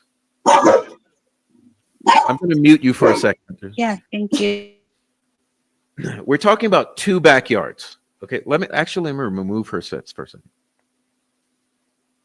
So I want everyone to understand very clearly here. Okay, let's see. Let me pull this down. All right, do a little monologue for a second, and I know she's going to take care of her pups. You're not talking about national forest or even a small woods or even like a state park. You're talking about somebody's backyard. And in this case, we're talking about two people's backyards. Okay, so I need you to really like get your heads right when it comes to this area and understanding where these girls were found. Okay, you're talking about two people's backyards. You're talking about the Weber's backyard, and on the opposite side of the creek, Ron Logan's backyard. That's all you're talking about, two backyards. So where the bridge ends, that's the Weber's. You're talking about the Weber's backyard, which is high on a bluff that overlooks Logan's backyard. So if you're looking, then suddenly you're looking into Ron Logan's backyard. It gets better because Ron Logan's backyard is hilly until it reaches the area of the creek, and there's somewhat of a plateau or a field, or not a field, a plain that's kind of level, ground level. So if you're in Weber's backyard, you're looking down, you're seeing the crime scene easily. If you're anywhere in Ron Logan's backyard and you look that direction, you're seeing the crime scene easily because you're in an elevated position. So understand that you're talking about two backyards, not Yosemite National Forest or something like that.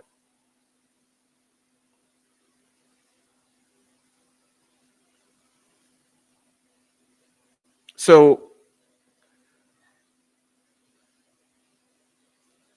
I need you who don't understand, who've never walked around the area, to wrap your minds around this.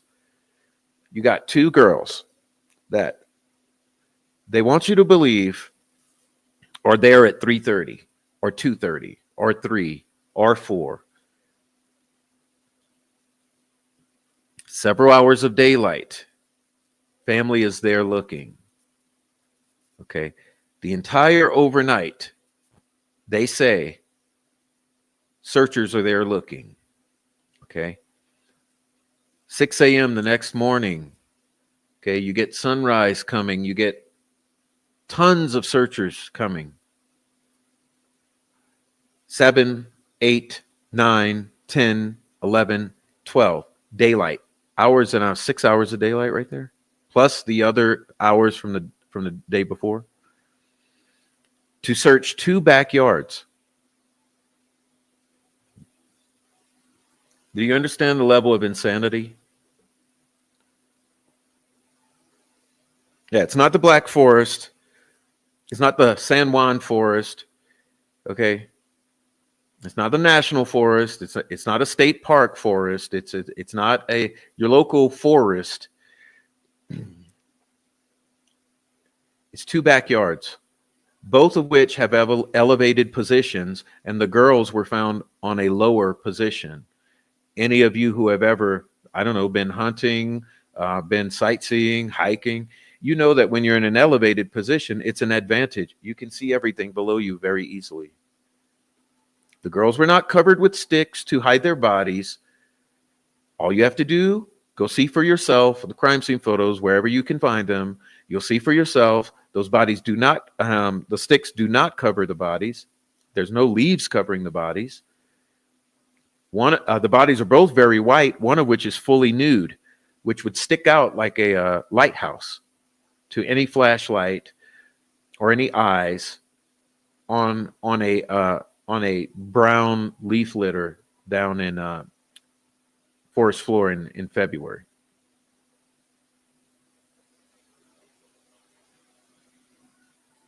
So I just wanted you all to really reset your minds to the concept that we're talking about two backyards.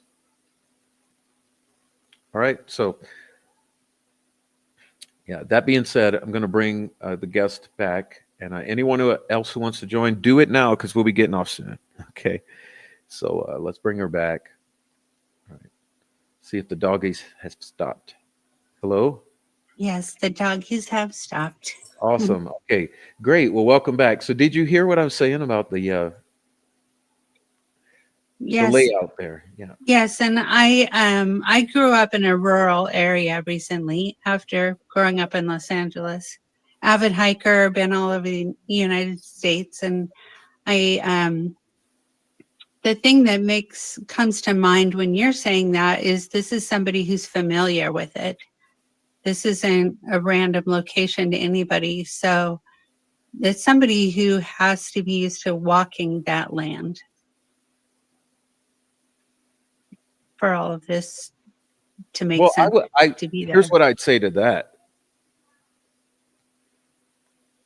I would say the concept of leaving those bodies on someone's private property, it's pretty bizarre. Like most people are a little afraid of trespassing, you know, a little at least. You get a little nervous when you trespass. Yeah. And you would expect that somebody who would leave two dead bodies would somewhat be familiar with, they'd be comfortable enough, especially considering that they took the time to pose these bodies. Right. And then puts on them, which implies like not rushed. Like even if you take 10 minutes to do it, you're not taking 30 seconds. You're not saying like, oh shit, I got to get out of here. You're like taking the time to move this girl this way, put a tree on her, move the other girl this way, put a phone under her, get some sticks. You got to go find the sticks. Then you bring the sticks back, you put them on the girls. And then maybe even though that takes 5 or 10 minutes, then you're like, okay, well, I'll get out of here. But it would imply you're comfortable there, you know, which You're to me, comfortable there. You're not afraid somebody's going to tell you to get off of the land. You're not well, it arousing means it's, for me, it suspicion. feels like someone who would have hung out there a lot all those years, like Garrett Kurtz and Yeah. all those boys. So Yep. that's my gut instinct, you know. But like I said, I don't know if you missed my last show where I was describing my theory of, I believe what they did is they actually had all the searchers cordon off the area. So I think what they did is they had people that were keeping people from coming from the cemetery, coming from the trail split, and coming from across the water. I think they had people all around establishing a perimeter. At the time they decided to move those bodies or leave those bodies there, which would then imply a huge conspiracy, Right. because it would mean you'd have to, what do you call it? Like, you'd have to go, oh man, I'm getting tired, but Like all of the people who were involved would go have recruit. to know Yeah, that was recruit. going on, and they You would have to have recruit to all those agree guys to to it. do that. You have to say, Like- hey, yeah, you go Right. stand over there, you go stand over there, you go stand over. We're gonna, so we can move two bodies. I mean, or one Right. body and kill the other one. It's, I don't know, dude. It's rough. It's rough to wrap the mind around this. But it's the only types of things that make sense. Somebody who's familiar and a bunch of people who knew it, for them to be able to protect it while it was going down. All of these people had to be in agreement and collusion with going See, through with it. that's what I was saying on that show. I was saying it would make sense then, because if all of those people lied together, if all of the searchers, all of the witnesses, the family, the killers, if all of these people agreed to this together, then this would make sense. Right. I mean, you totally have to think that way because it is the only way that things make sense.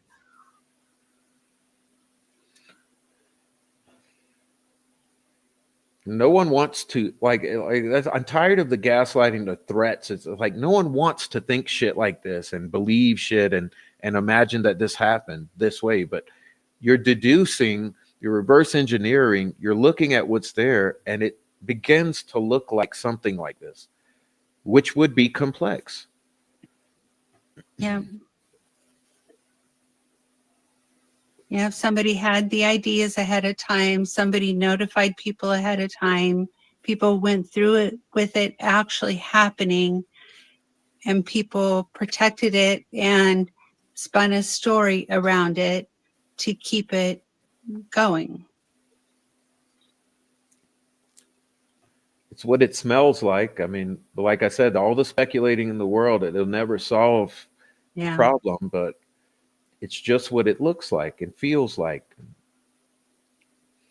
Well, that's Look, why when I wish that the state had presented a rock solid, compelling case against Richard Allen with actual evidence that was beyond reasonable doubt. If I had seen a compelling case, especially that he was a lone wolf perpetrator, I would have been overjoyed to say, "Oh God, this is finally done. Let's move on with it," and blah blah blah blah. But I mean, you want me to sit here and lie to you and say that's how I felt? I think that when we actually hear the real story, then we'll know that it's the real story, because we've been looking at all of those pieces, and until they're explained why they were there, we're going to keep asking questions because it's not right. Nobody has explained the story right. The only people who are going to are the real people who actually perpetrated it, and they've built something really, really big now, and it's going to be hard for them to break through that because a lot of people are going to be impacted by the admissions, because a lot of people were in on it. A lot of people have carried it forward. It's, it's a huge beast. Now you've got this guy with 4 counts of murder, right? That you've allowed to be the fall guy or throw him under the bus, whatever you want to call it. Yeah. Yeah. Let me see if we got some closing chats here. Yeah, I know I got heavily invested in the Adnan Syed case, and the kind of the same thing in the beginning. You just couldn't understand how the story just didn't make sense and why people were saying that this didn't happen. And then you hear all of the stories and how people imply stuff in between the spaces that aren't there. And then as you dig back the layers and you find out how people were coerced to say certain things to, protect their own problems, and the lies start building into truth, and people start taking that truth and building a case. And it is very complex. I mean, it took, them undisclosed, how many episodes for them to unravel the whole story. And it is really complex. And the same thing, that somebody who was completely innocent, but how do you backwards out of it? Because all of these theories and thoughts have been put into people's zeitgeist now, and they can't unsee it. And this is very similar. Yeah, and that's what I'm saying now about this point in time is very important because a lot of eyes are coming into this and people who have not been indoctrinated already. They haven't Right. listened to 100 hours of Gray Pubes or anyone else. They're coming in fresh and they're saying, show me the money right now. And Yeah. they're savvy. This is not 2017 people. This is 2024 people who've already been through COVID. They've already been gaslit about other shit. They've already figured out how to, in other words, you had 60-year-olds now. Well, they're on social media. 2017, you had a lot of 60-year-olds who were not yet on social media. So we're in a different time now. You have people coming into this who are perceptive, they're inquisitive, they're critical thinkers, they're discerning. They're coming into this and they want the truth and they want it now, and it's a whole different ball game. And so I say, good luck, assholes, because new time, new place. Oh, look, Noe's here. Hey, Noe. You're Hey, back. man. What's up? Oh, not much. I'm getting, my throat's getting shot here. Yeah, I'm sorry I'm coming in late. I was mingling with a couple of people here. My new circle in Lafayette, but I still kept listening and reading comments. Um, I listened to most of Michael's um, Michael's input, but what caught my attention, the reason why I came back in is you were mentioning it's two backyards, and I have walked every corner, and I mean canoe rides, canoe trips, and all kinds of stuff in that area. And I just Wow. wanted to point out that we had something called the triangle theory, and you mentioned it's just two backyards, basically, you know. And I mean, right now we're led to believe that it's a lone wolf thing, and Richard Allen did it all by himself. Um, but you're right about people who haven't been there and don't know the area. It's it's not. It'll be it would be very difficult for like one person to do all the things that the state presented. Like from catching up to them to walking them down that hill, which is a very steep hill too, because the hill that we thought it was at first wasn't the hill. The hill that they went down accordingly is further down towards the Weber's property. When you reach the end of the bridge, you got to walk another, I'm going to say 10, 15 yards or so, and then there's a barrier, and supposedly that's where they went down the hill. And Well, I but was we there. don't even know that. Okay, I'm glad you said that. But Uh-huh. even that with that option, we don't even know that. Like that's how bad this shit is. Like we don't And know then what fucking hill they went and down. then like that's straight down, dude. I was there with Greeno like 2 weeks ago.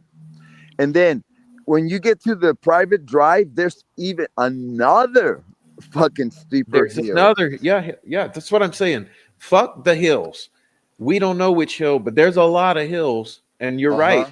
You go down the one to the private drive, then there's another down to the creek. It's absolutely Yeah, it's possible. even You've been worse. fed Yeah. bullshit. It's all been bullshit all these years, and Mm. everyone's starting to figure that out. Yeah, and man, and you're absolutely right. From the Weber side of the creek, you can look straight down to the freaking that plane you're talking about. It's a plane. Now, if you're coming around the other way from the north side of the bridge where you turn left and then you work your way to the ravine and then into Logan's property. Okay, it might be a little bit, harder to have a better visual towards that area where allegedly they were murdered, right? But man, I'm telling you that it's a very small area.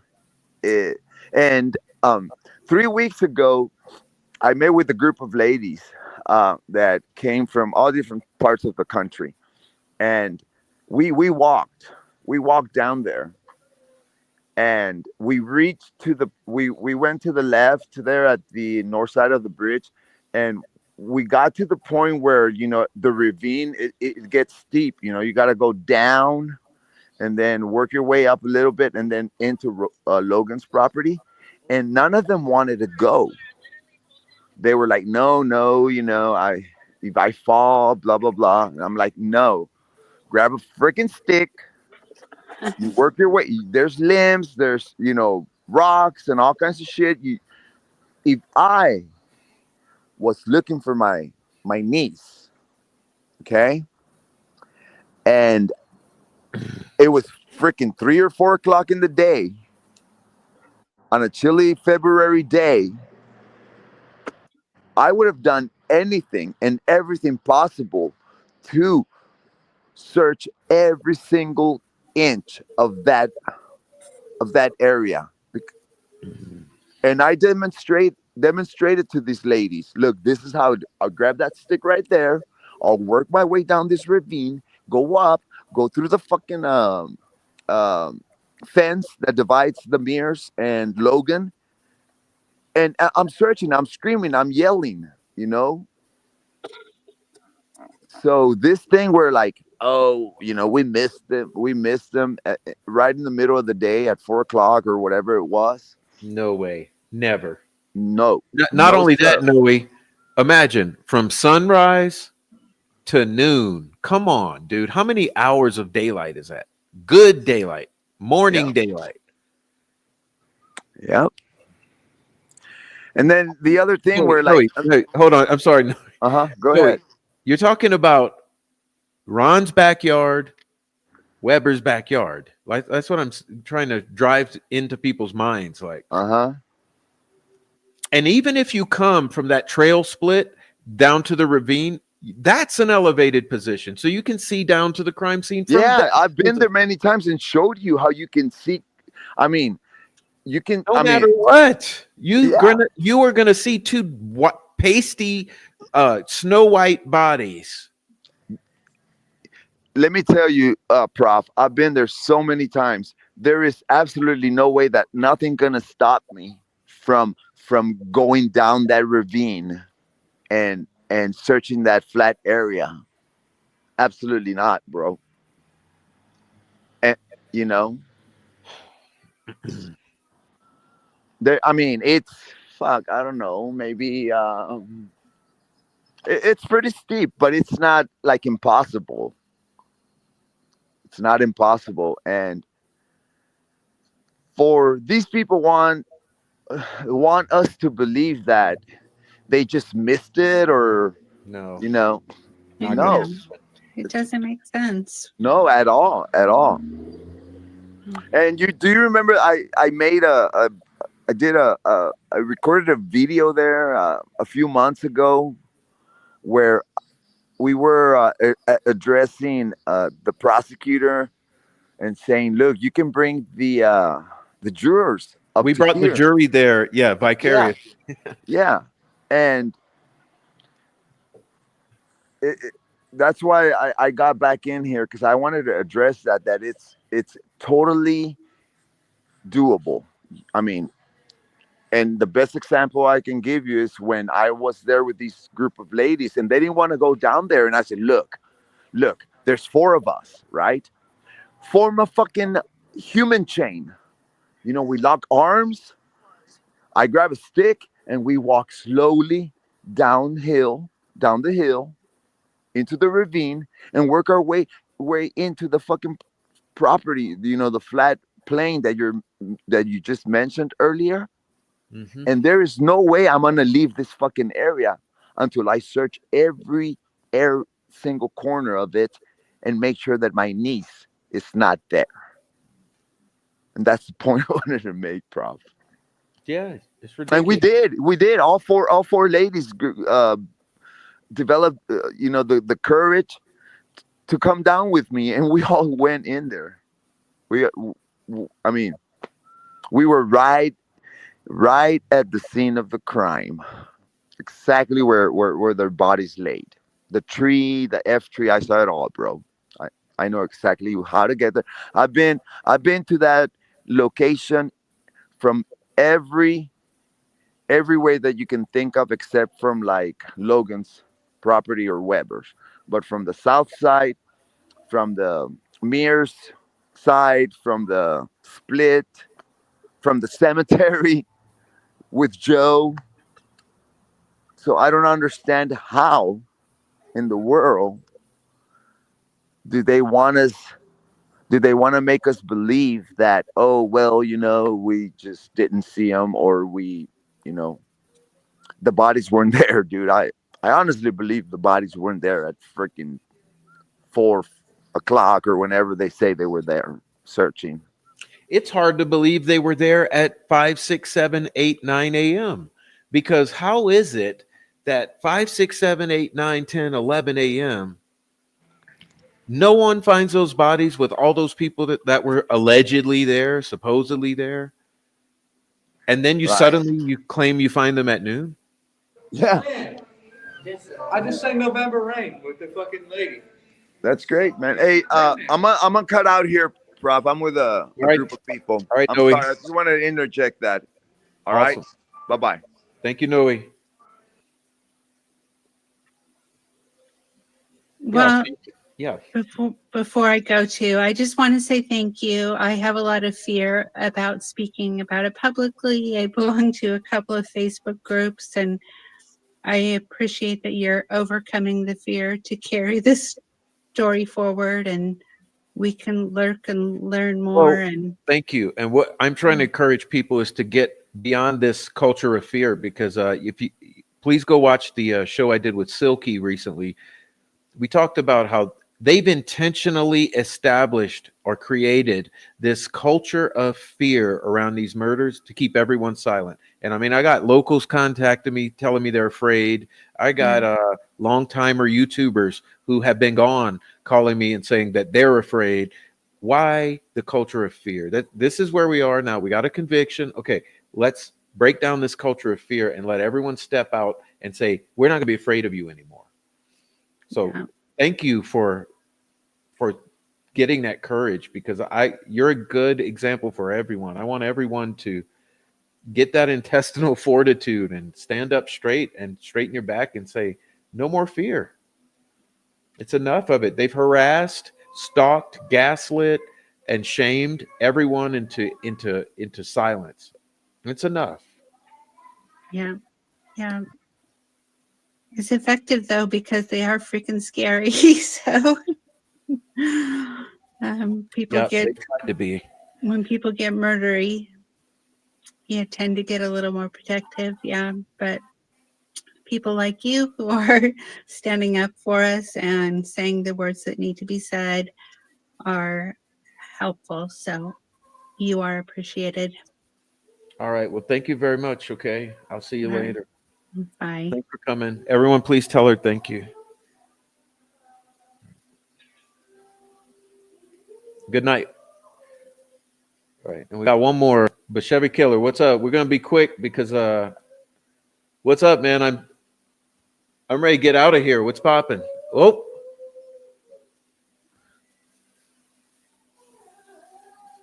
he dropped out. He dropped out. The Chevy Killer. All right, let's see who we got here. Um,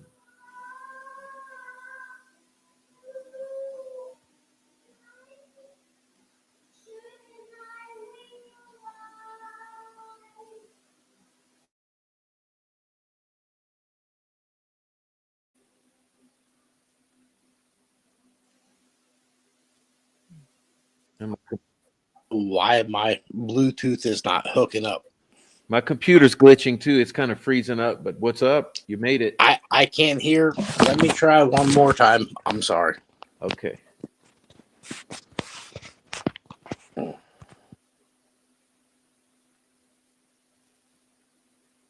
All right, y'all. I'm trying to work with this chat and catch up with you guys before we call it a night. Yeah, I don't. Listen. So much daylight. It's 2 backyards. Okay, you understand? 2 backyards. Chevy Killer's struggling with the technology. But man, thank you to the guests who came in. Yeah, the getting over this culture of fear.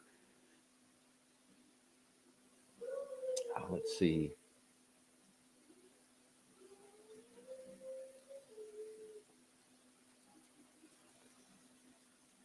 Green Acre says maybe Chevy Killer froze up too.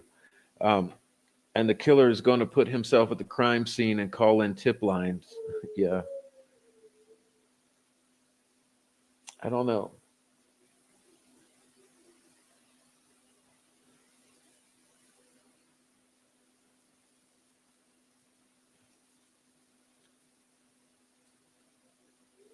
All right. So, oh man.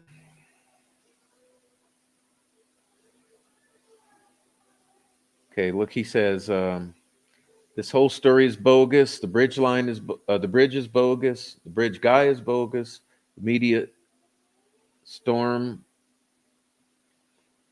Everyone has been basically bamboozled. It's the bamboozle. Okay, it's the bamboozle, y'all. So, you want to be bamboozled or not? I don't think most people like that. And my computer is literally glitching out right now. What the hell? It's telling me we've been on too long. Let's see. 4 hours. All right, try one more time. Testing, testing. 1, 2, 3.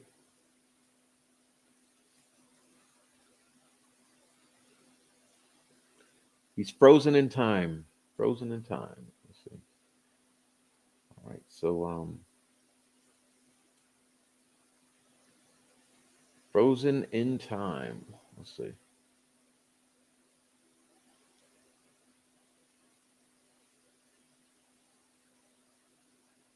The ravine is the missing 20 feet down and then up. I don't know. I don't know what that means, but show me on a map.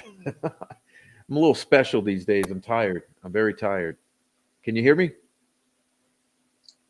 Yes, I Test. can hear you. All right. What's up? I'm ready to get out of here, man. You're late to the Oh, show. okay. I was late to the show. I was watching the Mike Tyson fight with Jake Paul. So what happened? I saw you in the comments. Well, a 27-year-old boy couldn't beat a 58-year-old man. His legs went out in the 3rd round. So, but he still couldn't knock Mike Tyson out. He couldn't beat him. Well, I mean, Mike Tyson is the champ of all champs. Well, think about this.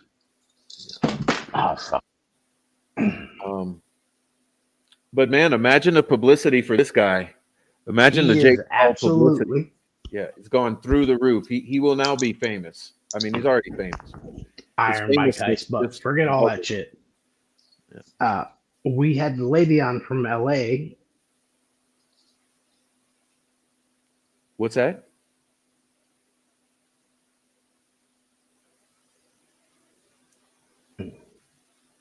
Hello. Oh. All right. Well, look, guys. I think we'll call it a night. Chevy Killer's having a lot of difficulty. Apparently, though, he says Tyson is still the champ. He's always been the champ. He's also a human champ. If you ever listened to Tyson, been entertained by him, watched him, what a human being. What a human being. He's like a great story of success. You know, he comes from difficulty. He he had a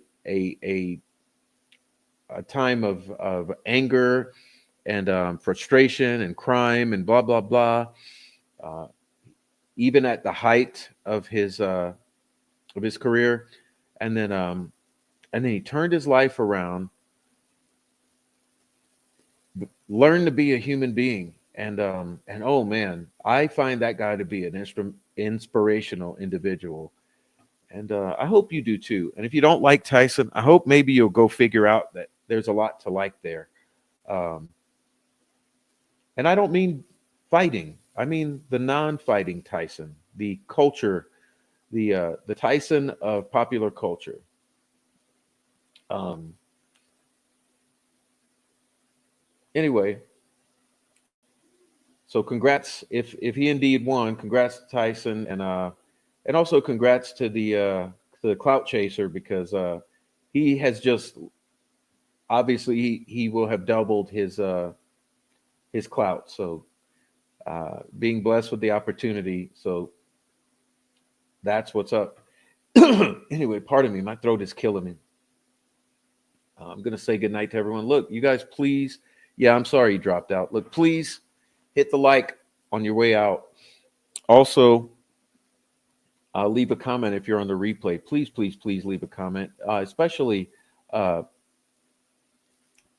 you got to hear from Mr. Osbrook about the legal pathways, et cetera, et cetera. So please leave a comment because of that. Give me that much, please. I learned something tonight, and I hope that hopefully you did too. Um, Great stream tonight. Open eyes. Thanks to everyone in the wonderful chat. Oh, and mostly, yes, thank you for reminding me that. Thank you to the wonderful chat.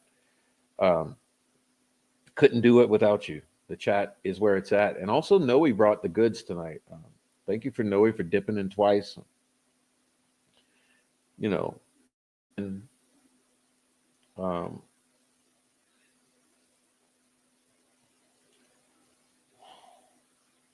yeah, Tyson is 58 years old, fighting a 27-year old. Even scroll the chat. Okay, come on, come on, come on. Yeah, I'm all froze up now, so I can't even put the chat up. Come on. Maybe it's overheating.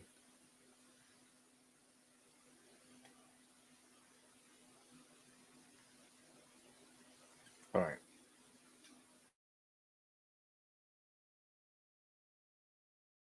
Everyone who came, look, please hit the support pathways. We got Cash App, Buy Me a Coffee, Super Chat, Super Thanks, little art work, photography, the little sweaters and hoodies and stuff, which I don't make hardly anything off of, but all of that stuff's out there. So please support the channel in all the ways you would, including by subscribing to both. I have a little backup channel called the Prof True Crime, and I have a main channel called the Prof. So, um, so thank you for coming. And like I said, I'm having trouble even putting this chat up for some reason. It's all glitched out. So please support the channel. We appreciate you for being here. And God bless you. We'll see you again. And God bless Libby and Abby. Hug your kids, hug your wife. Take care of each other and everyone else. I'm signing out, y'all. My throat's shot, so appreciate that. I'll leave the chat open for 5-10 minutes so you guys could say goodnight to each other. Anyway, throat's out, so I'm out. God bless you all. Okay.